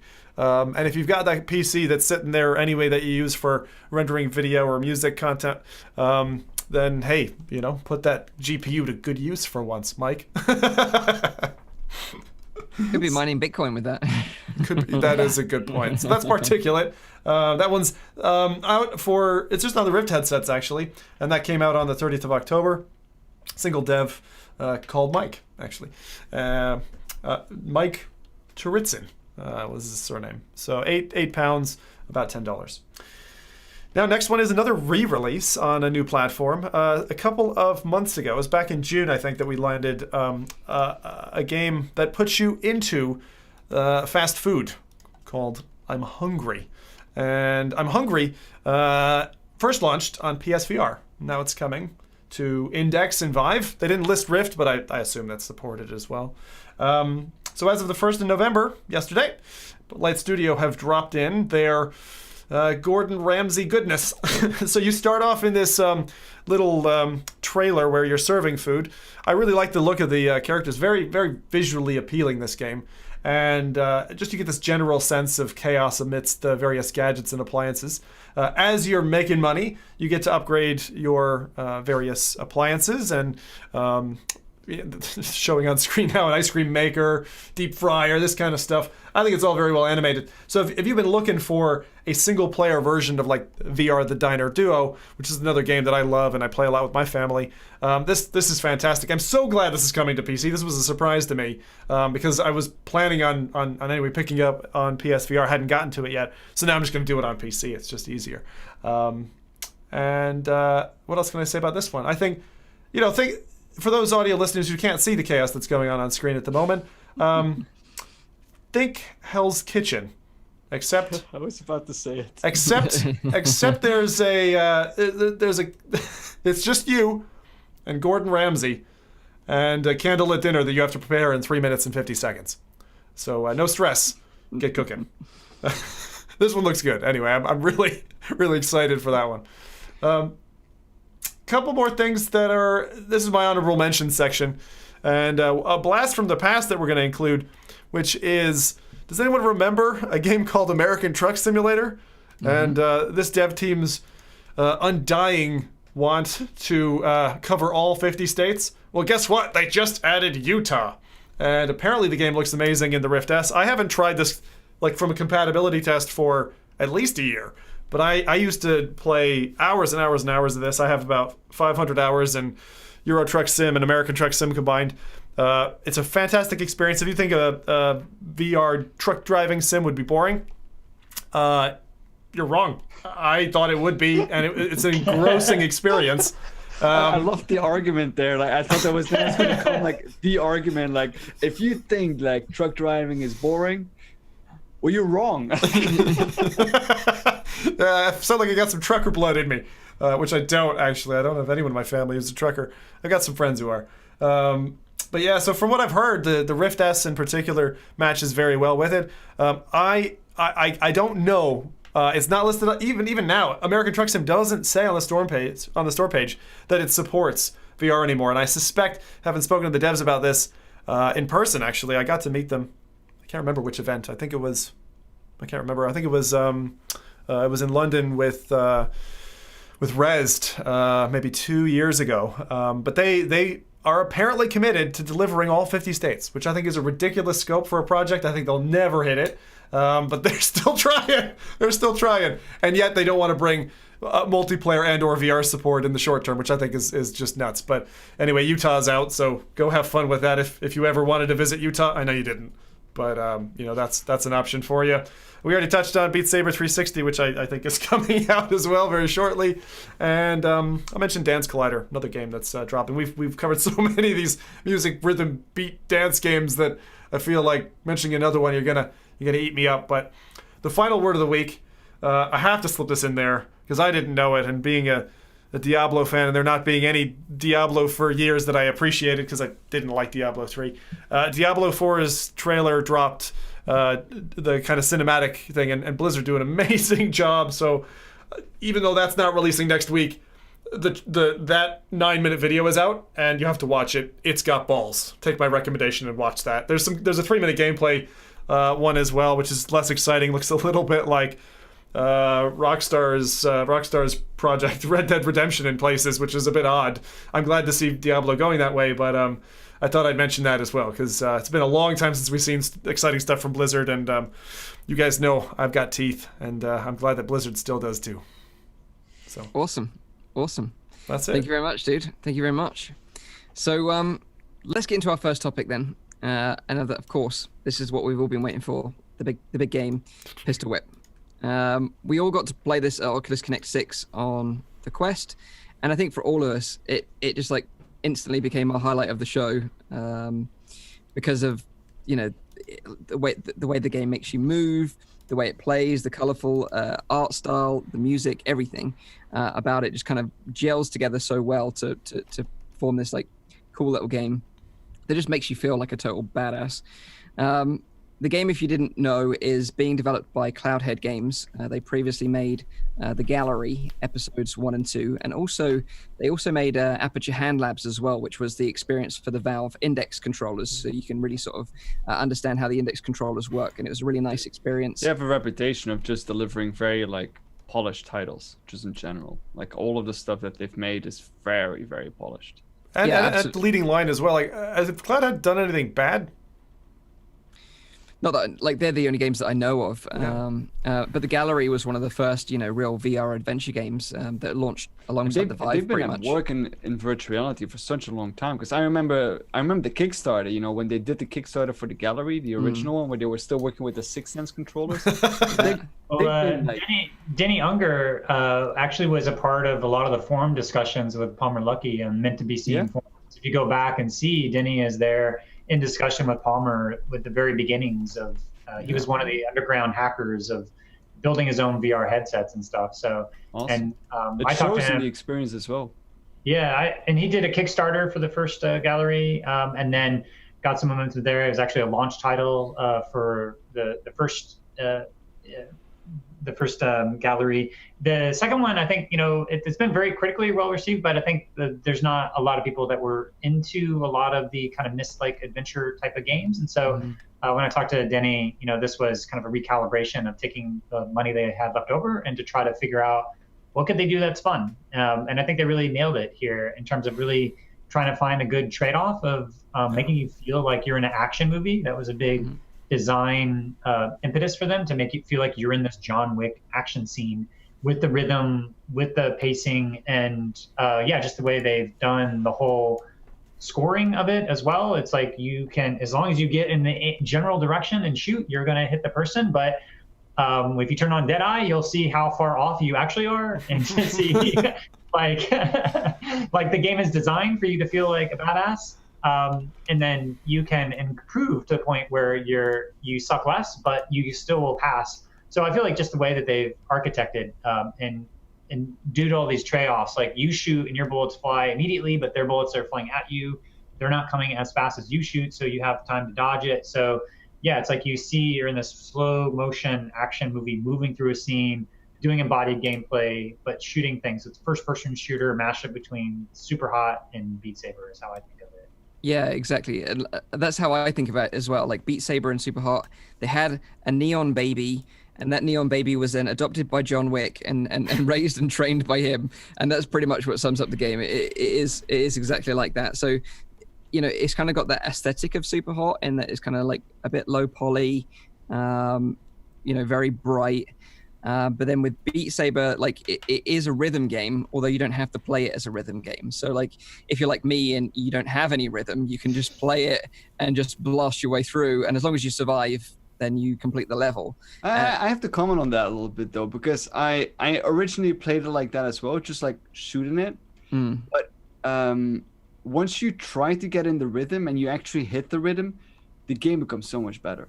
Because I would even not call it a rhythm game anymore, but I call it a music game, because the sound effects of the pistols and the sound effects of the bullets, each time you play it, it's slightly different, and you can add to the music. But for example, if you play on the harder levels and you change like a certain effect to the guns, you can add to certain beats and you can start making music with your gun.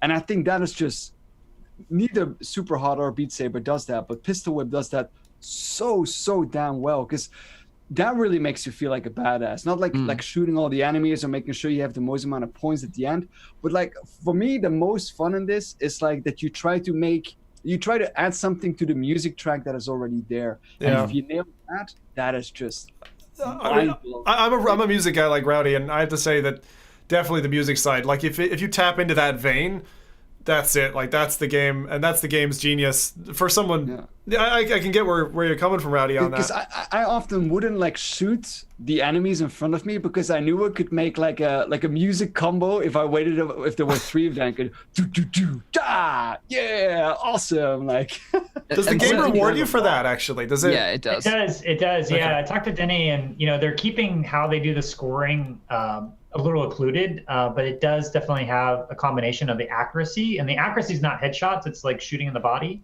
And he also said that there's different indications in the game that gives you feedback as to how well you're doing. So you can start to pick up on those subtle cues of how to get real-time feedback as you're playing it. But you have the accuracy of how close you get to the body mass, but also the rhythm. There is a certain part of on the beat or the quarter, or it shows actually on the screen itself. If you hit a person on the rhythm, it will show a little beat signal next to it, and you get rewarded with that by. I think the next shot will get faster. That you can, for example, do like a double shot like really quickly. So there's certain mechanics implemented in that as well.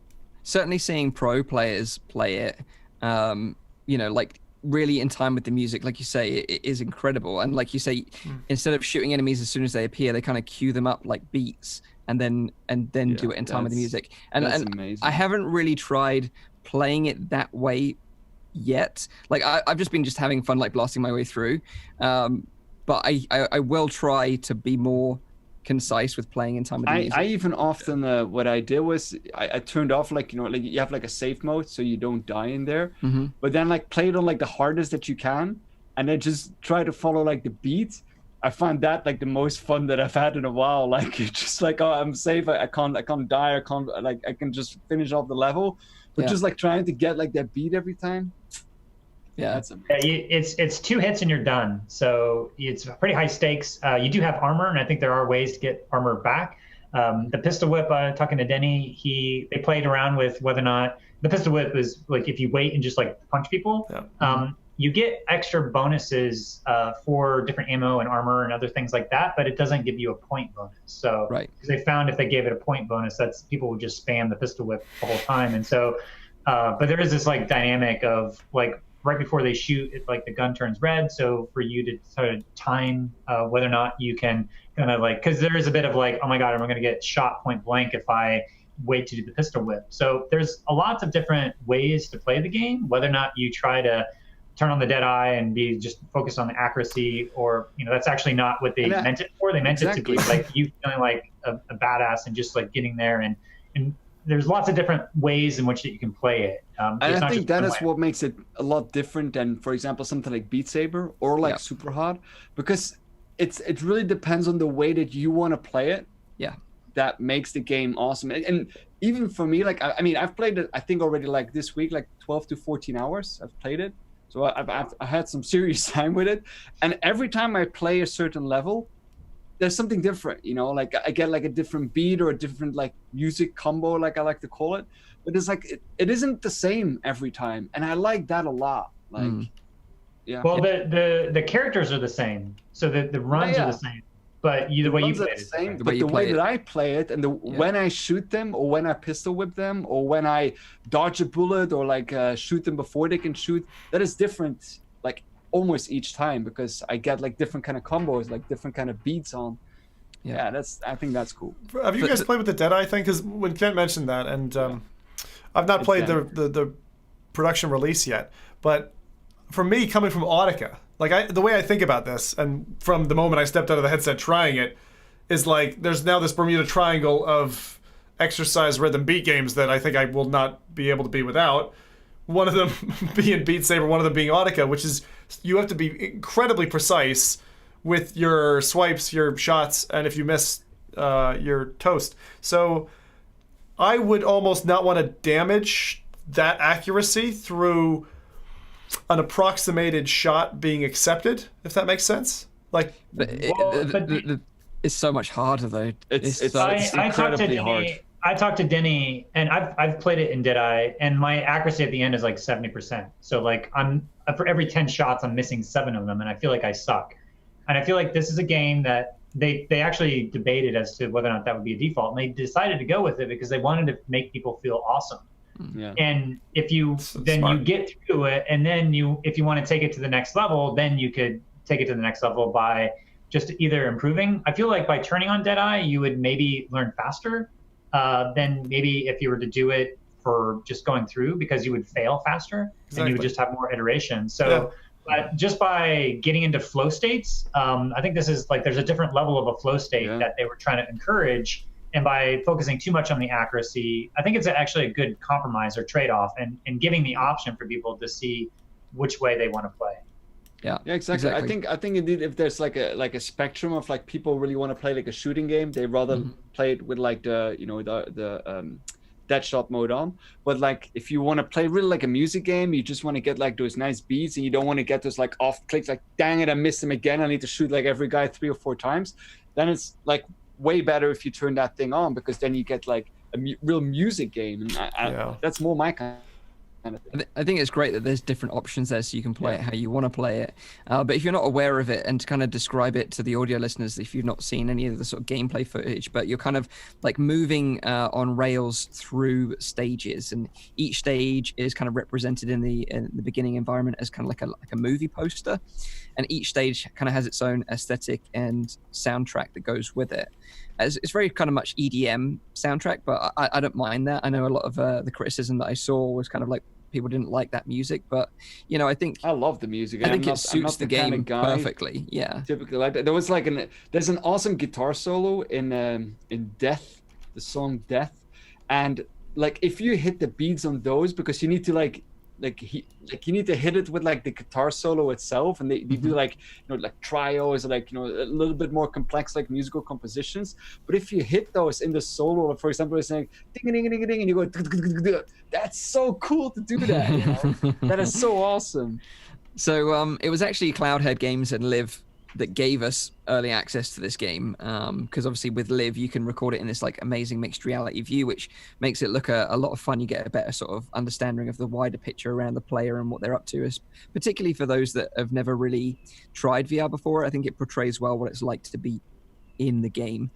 But they gave us early access, and we had access to 5 tracks. There's going to be 10 when the game launches, and you know, a lot of people are asking about like custom tracks and stuff like that, and I think the developers kind of touched on them, that they're considering it. They're thinking about a way that they can do this, but potentially it's just going to be one of those things like Beatsaber and everything else, that the community just tends to find a way to make this happen because they want it so bad.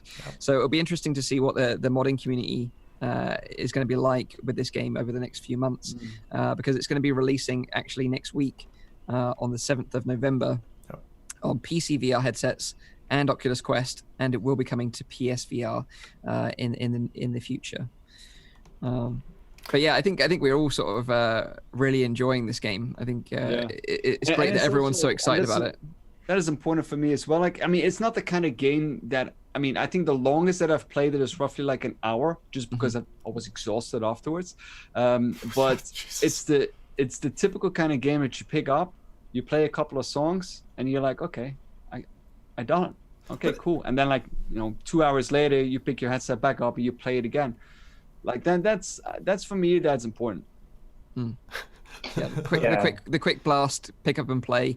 And also, you know, like talking about being a workout, because you're squatting and ducking so much. I was about to say that it's a legs workout. Your legs, oh my god, your legs. You're gonna feel it for sure. But that's it, like you have like Beat Saber is a very specific motion for your arms generally.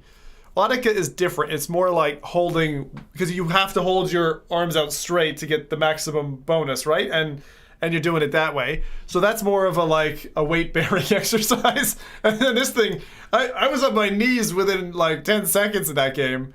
That's the thing I like about it, is that it does vary up your motion, and I think it has a chance. It's very interesting that it parallels how Beat Saber released, because they launched with 10 tracks as well. And I suppose the thing I was trying to determine in my head, having tried a demo on a Quest, was, you know, how will that be received? You know, how will people generally get that? Because although for people who haven't ever tried VR, the mixed reality stuff is cool, gives you kind of the gist. I actually am of the opinion that from all the videos that I've seen, none of them does the game justice. Like, the game feels radical in a way, and I'm saying that having just tried a kind of I won't say a shaky demo, but it wasn't running perfect frame rate, the version that I ran. And I was having such a blast. Like, you just don't care. And if you don't feel within 30 seconds, you know, I was going to say like Neo, but I think that's the wrong thing to say, then I think you're like a broken human. Because it drives that feeling in a way that no other game has. And I'm looking forward to it. I just don't think... I'll be surprised if it gets the same reception as Beat Saber, simply because it's a violent game. And there are people who are like, I don't want to do gunplay, right? Which is why Beat Saber kind of has a wider more accepted audience. Because like you'd be fine handing, this to a 5-year-old, right? But most people would not probably hand pistol whip to a 5-year-old. That's a good point. Yeah. I do have to say, like, if you tell your colleagues that you've been pistol whipping the entire day, and you say your hands are cramping and your legs are feeling funny, they don't take that very well. I made that mistake, but I had to explain myself afterwards. The level, I feel like the easy was pretty easy. The medium was, I was able to get through a lot of the mediums that I tried. The hard is like a whole other level. I only played on hard at the moment, just because like you get so much more beats. It's awesome. I think it is. I do think that there is a just like when Beatsaber came out, there was quite a big jump from like the highest level to the second highest level, and they actually said that they are building up like expert levels because they're already seeing people who are just the try hard, like getting in. And with the Deadeye, the thing, if you turn that on, you actually get like a score addition as well. So there's like a whole leaderboard dynamic for people as well. For me personally, as a rhythm game, I think one metric is that if I run through it and I feel like I'm getting better over time and I keep seeing that I'm setting new high scores, that's one indication to me that it's going to have a good feedback mechanism for me to keep me coming back and keep playing it. Because if the scoring is so different from what my experience is, then it doesn't have that sense of like you're actually progressing.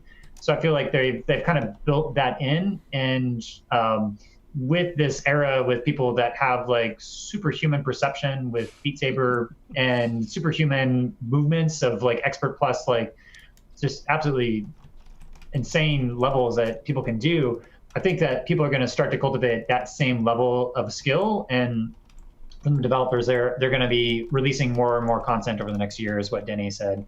And I would recommend checking out Denny Unger's Twitter at Denny, DENNY Cloudhead on Twitter. He's got lots of videos of different people, and I was personally inspired to see other people who have like a music background play through the game, because there's certain elements of trying to play the game in a musical fashion that I think, this is a type of game where people are going to be able to show their creativity. Already saw a lot of creativity with, live filters, with people doing like Matrix, people like on their knees, and a real stylized, like people are going to have fun with showing their own personality and their character with how they play the game uniquely. I feel like this is a type of game where you're going to see a lot of innovation when it comes with people playing the game where like, I didn't even think about doing that. Spinning around or whatever. Handstands generally are going to be difficult. I totally agree. I'm really excited for the community to get their hands on it, because like you say, we've already seen some amazing creativity already, and I know they're just going to run with this one. Personally, like for me, like I think the only thing that I wanted to see was maybe variety in weapon types. Like it would be interesting to like play through some of the levels with different weapons, like maybe like a pump action shotgun or like an assault rifle. But I wonder if that would kind of affect the flow state a little bit, because But there are like certain weapon types. I mean, you can customize your weapon a bit. You can customize your pistol, for sure. Professional but slingshot. Have that kind of like, or maybe a dedicated stage for a shotgun would be kind of interesting as well, to add that pump action into the music mix as well, like that kind of shoot, pump. Like an old school musket where you load the ball and you pop it in, and then.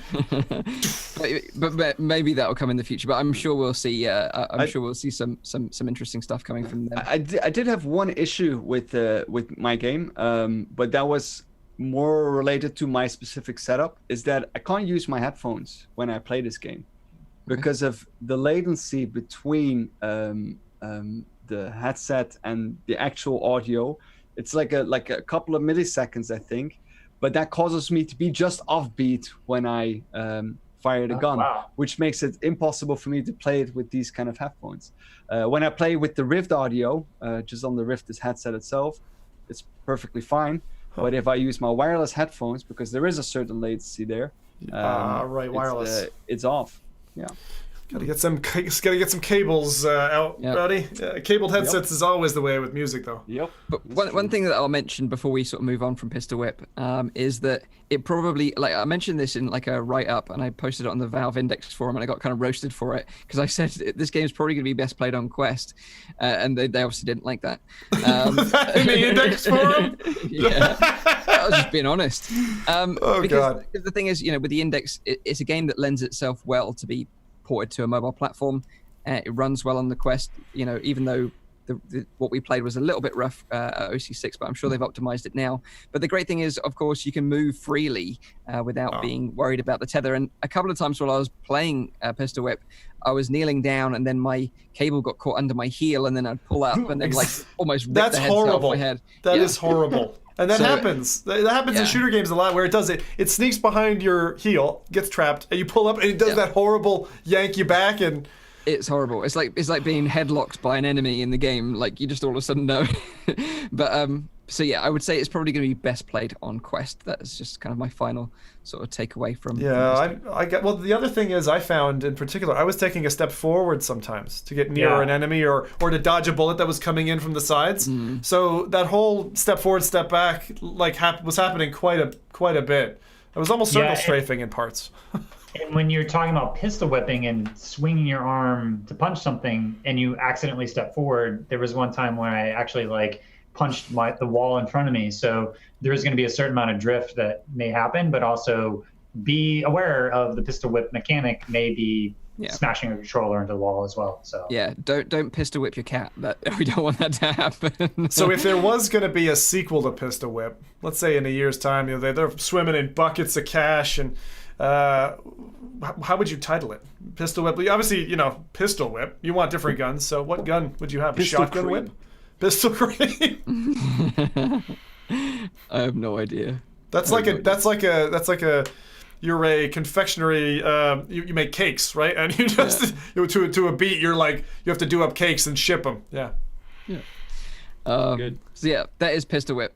So let's talk about our final topic of the show this week. And, I thought as Kent's with us, we'll take this opportunity to sort of get into a bit of a discussion about privacy and ethics in XR. So not just VR, we're talking about MR and AR as well. And this is a topic that Kent's passionate about. You've done a lot of work on this topic just recently, right? I think what you said, 14 interviews dropping soon about this topic specifically. So I thought we'd kind of get into it because it's going to be an interesting take because, obviously as a podcast, we generally sort of tend to focus on the gaming side of the industry. But I know you kind of, a bit like in The Matrix, you see it from a different perspective, a different view. So maybe you could tell us a bit about what you've kind of been discussing in this kind of area with other people just recently. Yeah. Well, I'll start with at Oculus Connect 6, there was a lot of different announcements. And so when I was there, I saw the keynote and then talked to a lot of people. And then there was one thing that they announced, which was just like, oh yeah, and by the way, we're going to scan all of the entire world and all of your private spaces, and that's just going to be made available. Yeah. And I think there was a bit of whoa, wait, let's take a step back. What did you say? They already have in their privacy policy the fact that it can do that. So the deeper context is that, when Facebook bought Oculus, I remember when that happened, I think a lot of people were really upset because it was Oculus being this independent underdog on the good side of trying to make VR happen. And then it's kind of like in Ready Player One, it would almost be like the IOI corporation buying up this indie upstart. And then is this going to, turn into this big surveillance machine? So just this past quarter, Facebook announced that there was $269 million worth of sales from the actual Rift titles, but yet that's only about 2% of all the revenue. 98% of their other business, so tens of billions of dollars, is in advertising. Facebook as a company is fundamentally an advertising company, and then primary mode of advertising is what's referred to as surveillance capitalism. So being able to try to gather as much information on you as possible to create a psychographic profile that follows you around the internet, to be able to take on what you're buying, your mortgage, all sorts of other information that is happening outside of what is happening on the website. They aggregate that into these super powerful psychographic profiles to then be able to target ads. So the question has always been, what degree is this separation between Oculus as the independent entity and Facebook that has these ethically questionable practices that are eroding our privacy? So this is a topic that I've been covering on the podcast quite a bit, talking to lots of different people. And Danny O'Brien from the EFF, he said, you think about it, these immersive technologies is the freedom of expression is a downward slope. The more the technology progresses, the more freedom of expression you have. But privacy is an upward slope. where the more these technologies happen, the more intimate biometric information, our eye tracking data, what we're looking at, the privacy erodes over time unless you take proactive action to try to protect different aspects of you and your identity. So for me, it's been super concerning to look at things like the Oculus privacy policy to see how they've been like architecting this ingestion of all of this biometric data to tie it to your identity and to potentially keep Oculus separate, to not even advertise information, but to potentially look at what you're looking at in any immersive experience, to correlate that to what you're looking at and to what type of actions that you're doing in these immersive experiences, to potentially record what you're saying in these experiences. All of this is already within their privacy policy to flip a switch and start to be recording all of this information and then feed this into this giant surveillance machine, which is already tied into different governments. If you look at the Edward Snowden documents to see how much of this information is being fed directly into these governments. And so Edward Snowden was just on Joe Rogan recently, and he talked about this third-party doctrine within the United States. So since these companies are in the United States, they follow U.S. law, which means that any time a third party gives any information to a third party, there's no reasonable expectation for that information to be private, which means the government can go to that company and ask for it, and the company will give it to them. So that means that the more that we allow our biometric data, our heart, what our heart is doing, our emotions, what we're looking at, what we're feeling, and eventually brain-computer interfaces, so our thoughts. So even what we're thinking could be swept into this giant surveillance machine and fed back into these companies. So I'm just looking at this and being like, this is like a Black Mirror scenario that's unfolding, and why isn't everybody freaking out about this?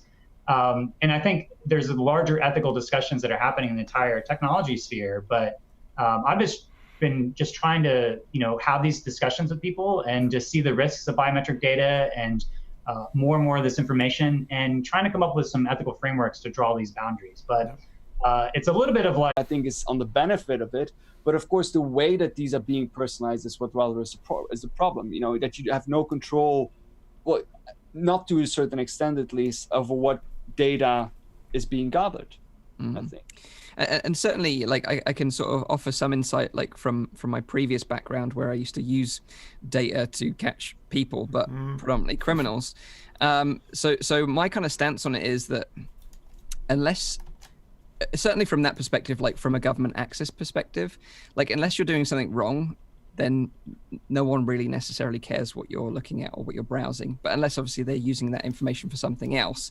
But certainly just from a government example, access to this data is invaluable, and it does help protect us from extremism, but also, in terms of tracking down criminals for everyday sort of stuff, really, to be honest.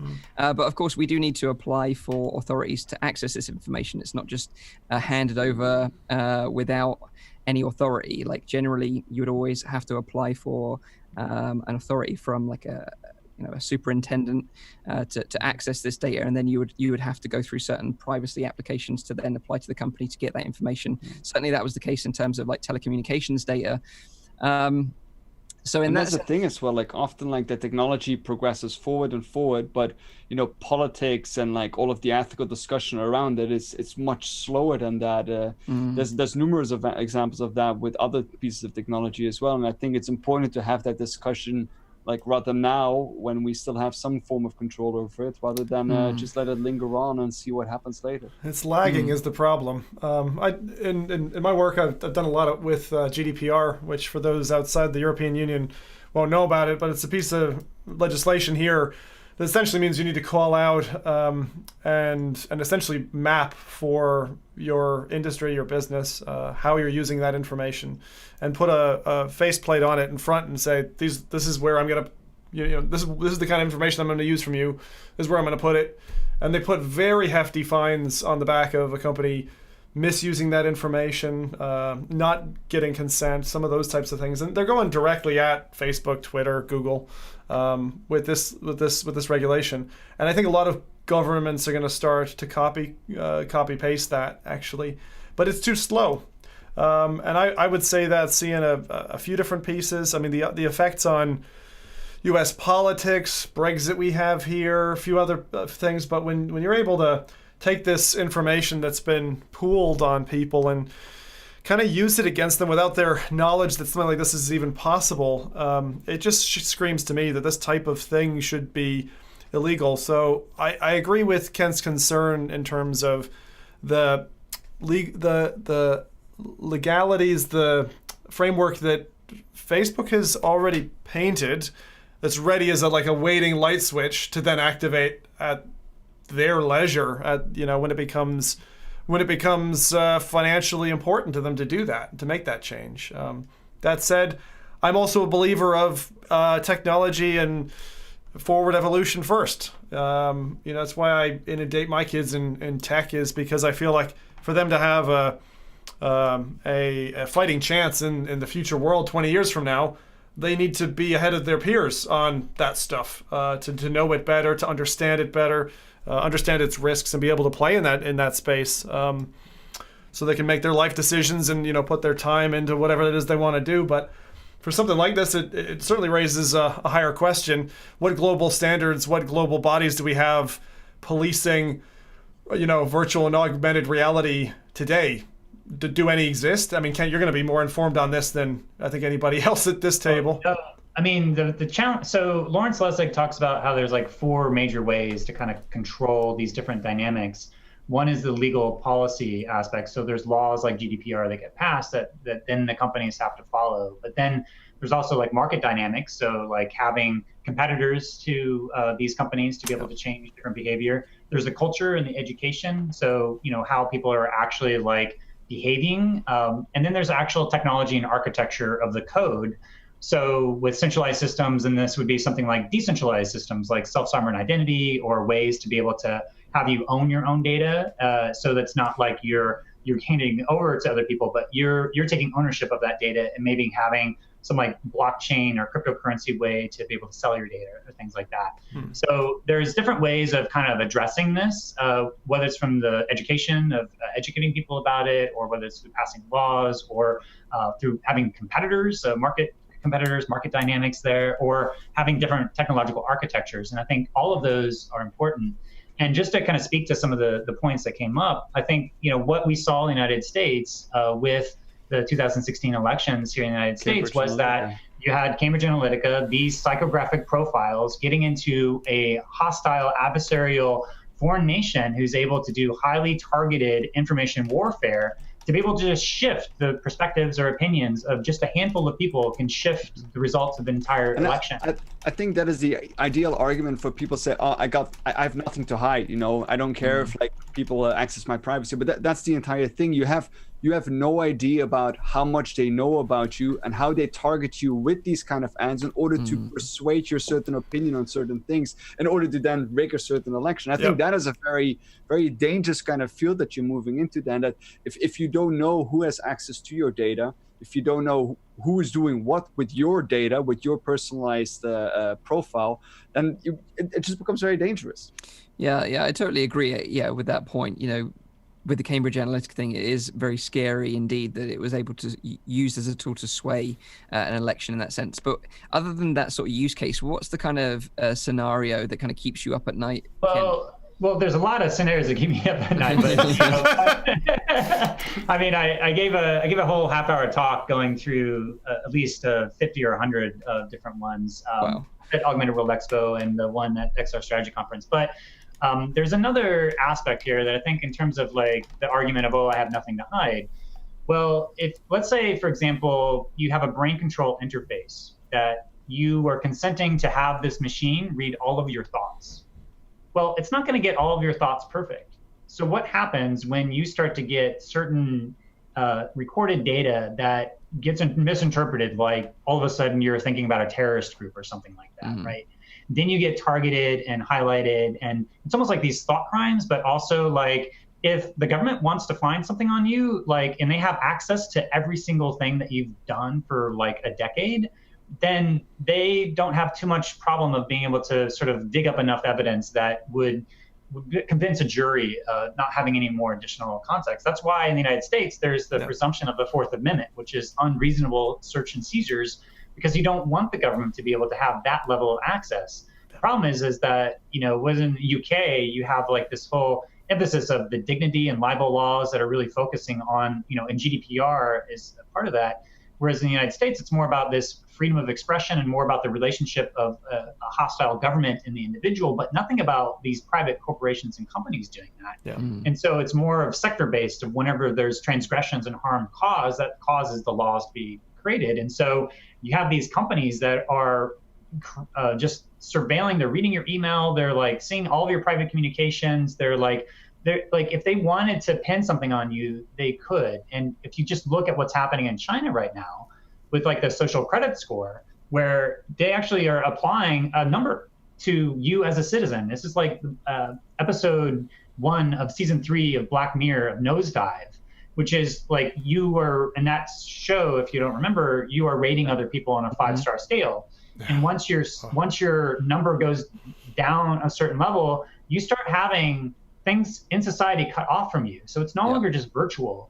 You don't have access to transportation. You can't go out of the city you live in, education, a job. I mean, like to try to like translate what is happening to you as a citizen and to put a number on that.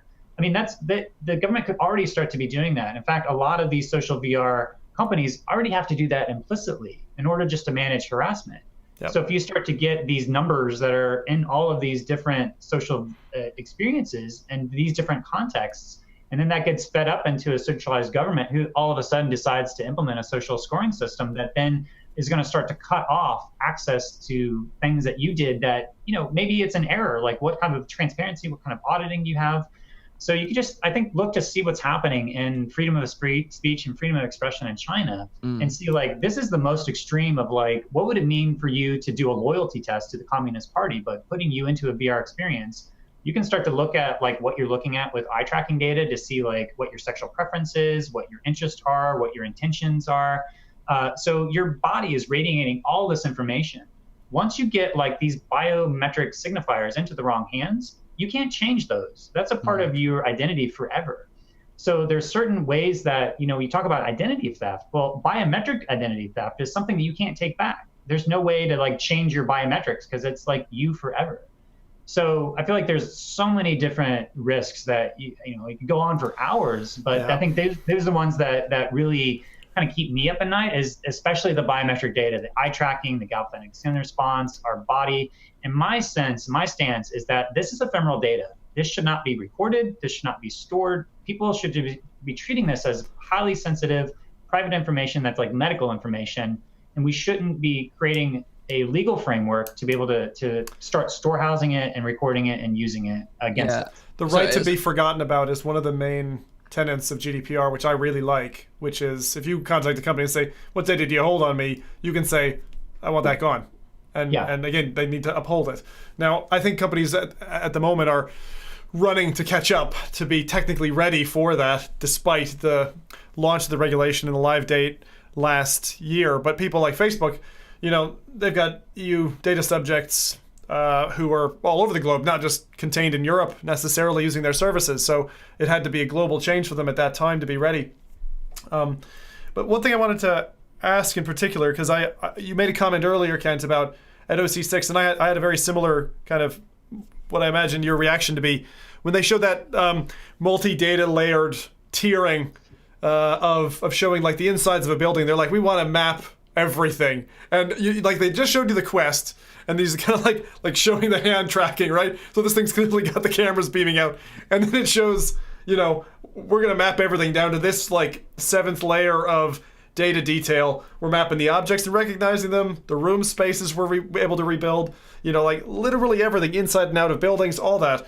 And I suppose when you're thinking already about, as you have been for several years, and I've seen some of your stuff on various places on the web, but when you're talking kind of openly about this and researching it and helping to kind of educate people, your brain's already geared up on this. And so when a slide like that hits, you must be thinking like, all right, here it is. They're even saying that it's coming. Yeah, and there's no deeper discussion about the ethics because, there's certain aspects of like where you live and your home environment that if that got into the wrong hands, that, you just think about doxing and the amount of threats that have. And so there's this kind of like this the way they just kind of like an offhanded mentioned it without none of the deeper ethical implications of it, and to say, hey, you know what, there's a lot of these unknown questions about the sensitivity of this data, how we should handle it, and we're committed to having like an ethical privacy first architecture for how we do this. But we did not hear that at all. We just said, we're going to seize all this data and we're going to own it. We're going to like, and which then, actually damages a lot of trust of like, can we actually trust that we're going to be walking around with these headsets and to know that Facebook isn't like secretly scanning all of our environments? So it's that level of lack of honest discourse around it, but also the open-ended ethical dilemmas that are already presented to just like participate in these conversations. And part of my frustration is that I've been asking people to kind of go on the record about these very issues, and it's been difficult to have them talk about it. So hopefully with this latest push of a lot of these conversations that I've had with other people in different conversations and other people like HTC, and to just kind of have the discussion continue, to at least have people continue to be talking about it. So certainly from other companies, like how do they sort of approach it? Like, I know you spoke to someone from HTC, like how do they sort of respond to this kind of question? Well, from what I've heard from some people who have been interviewing at these different people, the universal thing about all these companies is they do not have ethicists on staff. They do not have ethicists embedded into the R&D process. And so it's a little bit of like, not privacy first architecture, but like move fast and break things. Mm-hmm. And when you're moving fast and breaking things, and it comes to like the human psyche and different aspects of our biometric data, that's what makes me the most concerned. And so at least HTC, they had somebody who I talked to who's on the more rapid prototyping team talking about ethics, but he wasn't a trained ethicist. Yeah. So just seeing, there's a bit of a recalibration that's happening across all technology to start to think about the the unintended ethical consequences. And so Dan Hospel from Mozilla talks about this concept of privacy engineering, which usually when you do engineering, you're just like doing technical specs and trying to like actually deliver something. But privacy engineering is like getting into all this other like undermining democracy, different aspects of like freedom of speech. And the thing about these is, because there's ethical dilemmas, is just like engineering, there's no perfect combination to optimize everything to the maximum. There's trade-offs of safety and security, just as an example. Like, how much freedom do you have to do like end-to-end encryption on one hand, versus how much safety implications are that to have bad actors use those to be able to do malicious things. And so there's like, the thing is like there's no perfect answer. And so there's these different trade-offs that you have to do. Yeah. And part of what I've been trying to do is just map out those different contexts of those different trade-offs to help provide people who are just building these things and architecting them, but to start to think about like, okay, how do you do like anti-money laundering? How do you deal with harassment? How do you deal with biometric data? And these maybe unintended consequences of the technology that we don't necessarily think about, but thinking about how both the designers are implementing it, but as consumers, like what are the risks and harms that could be done to you as an individual and to society, and what kind of market demands are you going to be able to make as people to say, with these different aspects, there's games that may be starting to do biometric data real-time feedback, like measuring what's happening in your body. I think it's going to be some amazing experiences that happen with that. But are they recording that data? Are they storing that data? Once you get these APIs into the hands of these third-party developers, then it's kind of like the potential of creating a whole nother Cambridge Analytica all over again. So just recognizing that as consumers, and both this relationship between the first parties and the third parties, how to get up the good, safe controls to educate people, but also as consumers, like what should you be asking and what should you be expecting? Yeah, certainly when you say sort of like, work hard, break things and push through innovation, I feel like, certainly if you started stamping down on these things like now, then potentially, you could stifle innovation in a way, do you think? Well, there's always a trade-off, because a lot of the things that a lot of the claims that Facebook is saying is that they need to be able to record certain things to be able to improve the technology. Yeah. So there is a legitimate need to be able to get feedback into these systems. I guess the concern is that there's not a lot of transparency, not a lot of accountability. You can't audit it. You can't say stop doing that. You can't. There's no slider for you to say to opt out. It's basically like consent and agree, and then you have to basically agree to all this stuff. And it's so vague and open-ended that they can really interpret it to mean all sorts of things. And so there's a certain amount of like needing to have the technological innovation there, but also, and I think this is why it's an ethical dilemma, is because they do need it to improve technology, but at the same time, so there's a utilitarian argument, like they do it for the sake of the good of the technology, but then there's this other aspect of sovereignty and the rights of you to maintain different aspects of your privacy. And as the way that privacy is defined in the United States is a reasonable expectation of privacy. And so if collectively we all agree that it's okay if all these companies are secretly recording our emotions and seeing what we're looking at in our eye tracking data, that means that we don't have any reasonable expectation for that to be in private, which means that opens up the government to start to be, as we're walking down the street, they're doing emotional sentiment analysis on us to be able to flag us, to be able to put them in their own databases, or other private companies to do that. Like it opens up the gates for anybody to start to do that. If that's no reasonable expectation for that to be private, then it just is like, well, anybody can do anything with that information. And do you really want anybody in the world having access to what you're looking at and what you're feeling at any given moment? And I think most people are like, no. I'm getting like 1984 vibes here. Yeah, exactly. Heavy. Well, this is the thing. I think, generally speaking, and I may be talking out of term here, but there is like a unconscious expectation that as you're using your phone, you're being tracked by various different apps and various different things tracking your data. And I guess the issue is that with VR and AR moving forward, like these things are going to become far more personal than just having a phone, because like you say, like you'll be tracking your eye data, where you're looking, potentially even your thoughts if it has that kind of neural link that we know Elon Musk is working on right now, and your biometric data, like you say, the way you move. And if you think about deep fakes right now, like how good that is when you can see someone's other face mapped on someone else's face, but if they also know how you move and they can really make you be a convincing duplicate or double, then it does get very scary indeed. But in terms of what sort of things do you think we can do now to kind of be more aware of this or pump the brakes on it a little bit?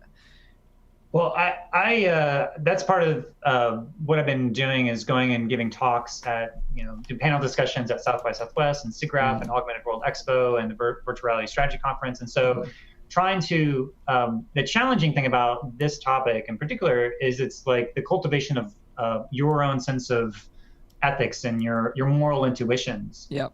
So we need everybody to say, like, this is my moral intuition, this is my Black Mirror scenario, this is the line in the sand that I have.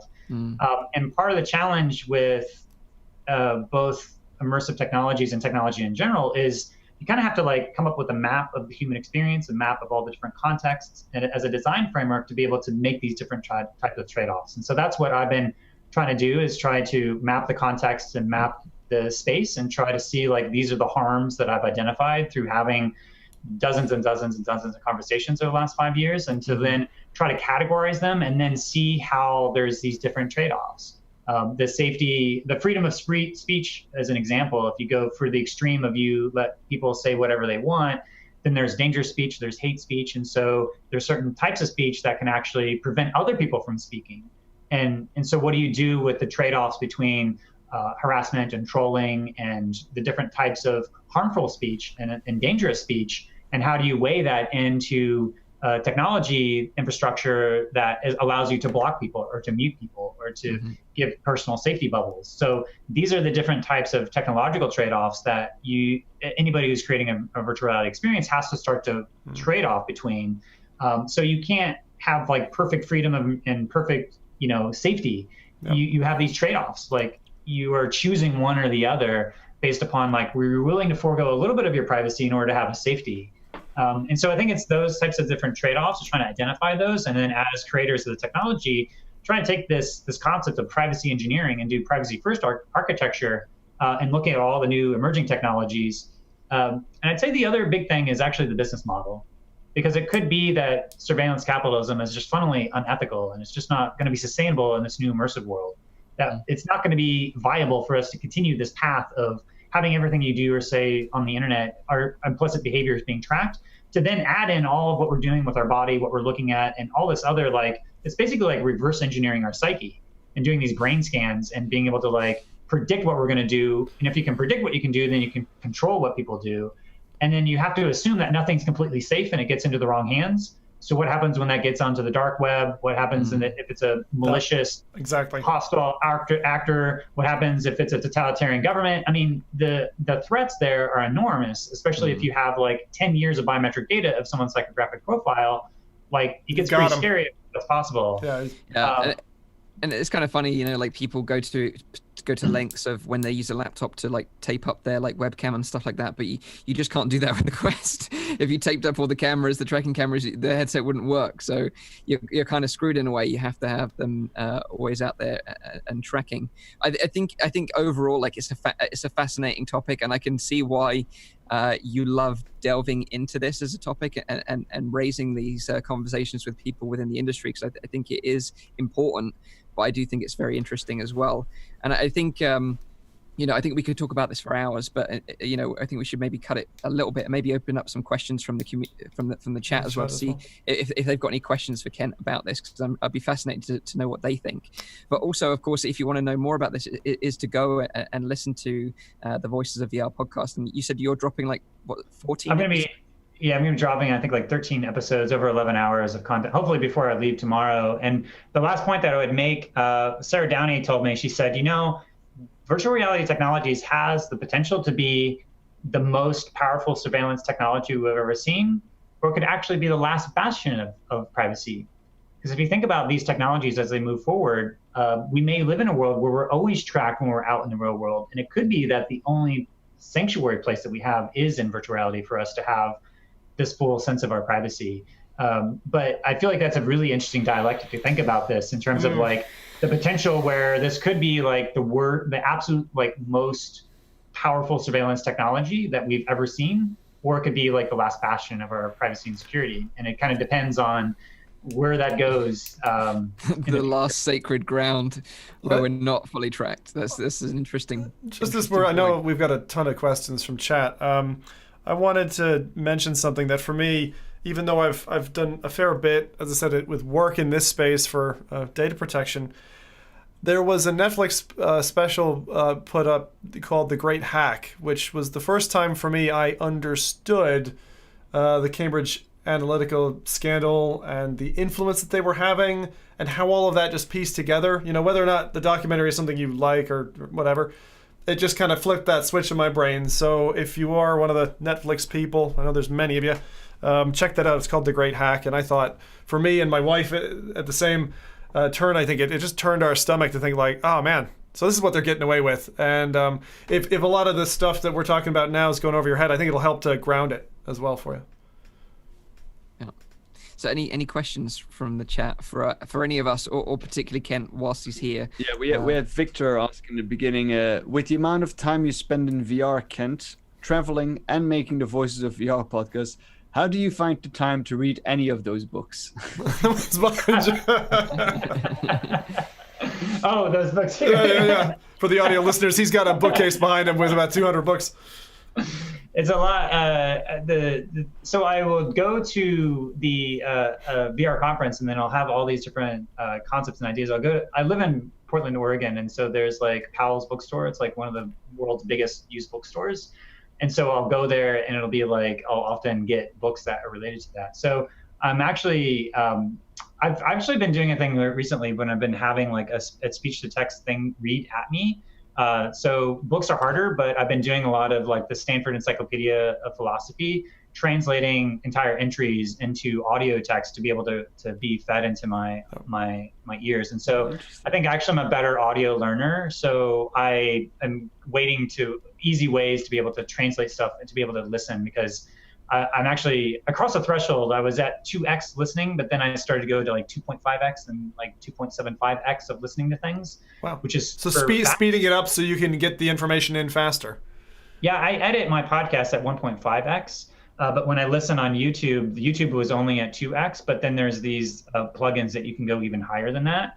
And so I was listening at 2.5 or 2.75x, depending on some stuff. So I think because I've been training my brain to listen to things fast, then I can and it helps me as a podcaster because I'm able to process information like faster, because I'm able to hear people and be able to do all sorts of You live in a world of chipmunks, right? Yeah. I mean, we can all speak like that. We're too basic. Go on, pipe it up. a good speed algorithm will keep the same tone. It will not sort of pitch. Right. It'll sort of pitch shift it as well. Okay. So, yeah. That's interesting because we talked about like VR, leveling up humans in terms of their speed and accuracy, like in Expert Plus and Beatsaber, and you're doing that with audio.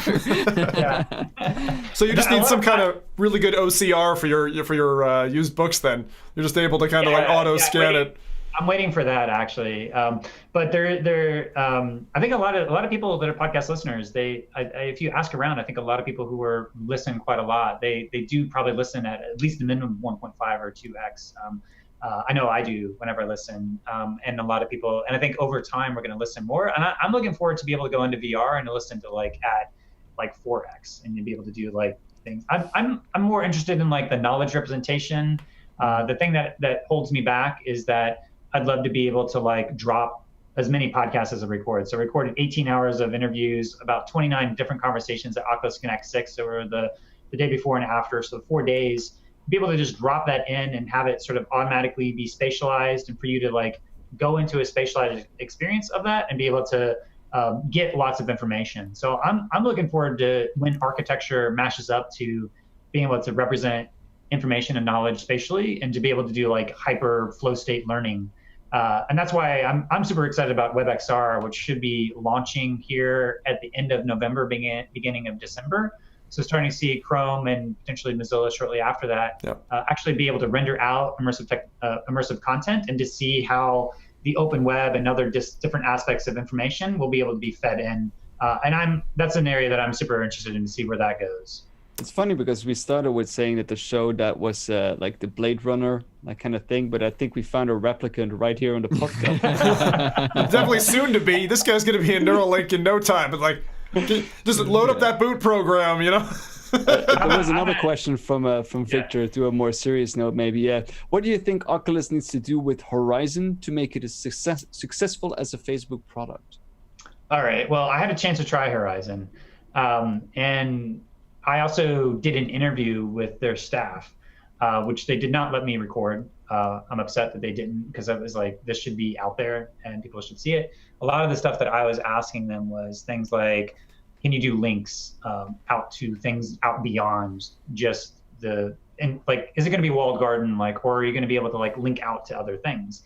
They did say that they have deep links to be able to potentially link into other immersive experiences. So I think one of the big keys will be being able to go into Horizon and be able to go into other immersive experiences with a group of people. I think another big key for me is thinking about linking out to the World Wide Web and going out to WebXR and things that are just beyond just Horizon. And I think there's a certain amount of all of the social VR things that Facebook has tried have pretty much failed, which is a little ironic, just because they've either been sunset or just, they've had too many different fragmentations of their strategy where they haven't had it where a universal platform where you could be on one platform and talk to other people. When I talked to John Oakes, one of the things that he said is that with their social VR for the spaces for Facebook is that you had to go through Facebook in order to get into it. And that was, also for me, I have all of my friends and family, do I really want to be broadcasting out this kind of cartoon version of me to all of my friends and stuff? And so I was like, no, not really. I'm me. I don't want to be broadcasting a virtual avatar to all of my friends. And so it was having Facebook as the front door wasn't very appealing. And so the fact that they're allowing you to at least have your Oculus ID to have pseudonyms was also connected to your direct identity. So, but still, can you change your Oculus ID? They have absolutely no ability to customize your avatar. So you're going to be this Pixar avatar. We see things like VR chat, identity expression be a big part of this virtual experience. And so how much are people going to want to be a part of this, almost feels like you're in a uniform that's everybody's the same. Not really, you can design your shirts and stuff, but you're still going to be the same avatar representation. Yeah. And at least it's a human face. Because Altspace really pissed me off for you. I'm like, we are designed to look at people, not robots. Please. Right. The default on some of these social platforms is wrong. Now, some people do want to walk around like a slice of toast in, VR chat or whatever. The other thing I would say is that when I did it, they were really you could import external Unity projects into it. Some of the experiences I saw were imported in. They also had their own world building tool. They didn't let me try it, but then they let me see a world that was presumably created by it. So being able to do visual scripting and stuff, I think the big success is how robust is this going to be for you to be able to create your own world, and then can you export it? Can you keep it, or are you going to really get people to build this within your own world garden? And how much can you like download stuff from Sketchfab and have other tools to be able to, because it's basically like walking into Google Blocks. Imagine just walking to Google Blocks and you're like, okay, build your world. That's kind of like what it felt like. Like they're asking people to build a lot. And I expect that they're going to need a lot more of pre-built, prefab stuff to be able to kind of pull in from other people, and really thinking about it more in terms of like developing a content ecosystem where you can create your own artifacts that you can share with other people. But that wasn't on the radar at all. So I'm just kind of like, I don't know. I feel like in starting slow and building up, because they've been like these big launches, but then they've kind of fell flat. But you see things like Rec Room and VR Chat and Altspace, even you have these like niche communities that are organically grown over time. And I feel like they haven't really done that sort of organic growing of a community, oddly enough. Even though they're a social platform, they've been kind of just like doing a waterfall approach where they're like, all right, now we're ready, and they just launch it out into the world without really cultivating the community around it at all. Interesting. I think it's going to be launching in beta fairly soon, right? Like I think within the next 6 months or so, I'd imagine. I think Horizon. That's what we heard. It seems pretty half-baked in terms of like not anytime soon. So I don't know I wouldn't be surprised if it was another year from now. But we'll see. We'll see. They haven't announced anything as far as I've heard. Yeah. Excellent. Well, that has been the show so far. Like it's been a crazy show. Thank you so much, Kent, for joining us. I think it's really interesting to have a unique perspective on the industry from a fresh set of eyes. We sort of see it as gamers. We obviously love the tech, love the gaming, but it's really interesting to get another insight into another thing that you're kind of really laser focused on right now. And I would really urge people that if you're really interested in this sort of side of the industry, to go and check out the Voices of VR podcast and listen to some of the deep dives that Kent goes into with various people from the industry. But let's kind of round up the show there. We've talked about loads of topics. We've talked about pistol whip. We've talked about ethics and privacy in VR. And Superhot and Vader Immortal Episode 3. So a real sort of a range of topics we've discussed. Leave a like if you like the video. We'll be back next week. Nathy won't be joining us next week, so maybe we'll have another guest on. But we'll keep you posted on that. So have a great week in VR. We'll be back at the usual time next week. And until then, take care and bye-bye for now. Mind daylight savings time differences next week as well, because I think the U.S. still won't have marched forward. So the same, if you're watching live, the same time as this week, UK and next Europe. Week. Yeah, it'll always be, like the UK and Europe time will always be right. We can't promise anything about the US Just time. Google it, yeah. Yeah, I'm sorry. Until then, anyway, take care and bye-bye for now. See you later.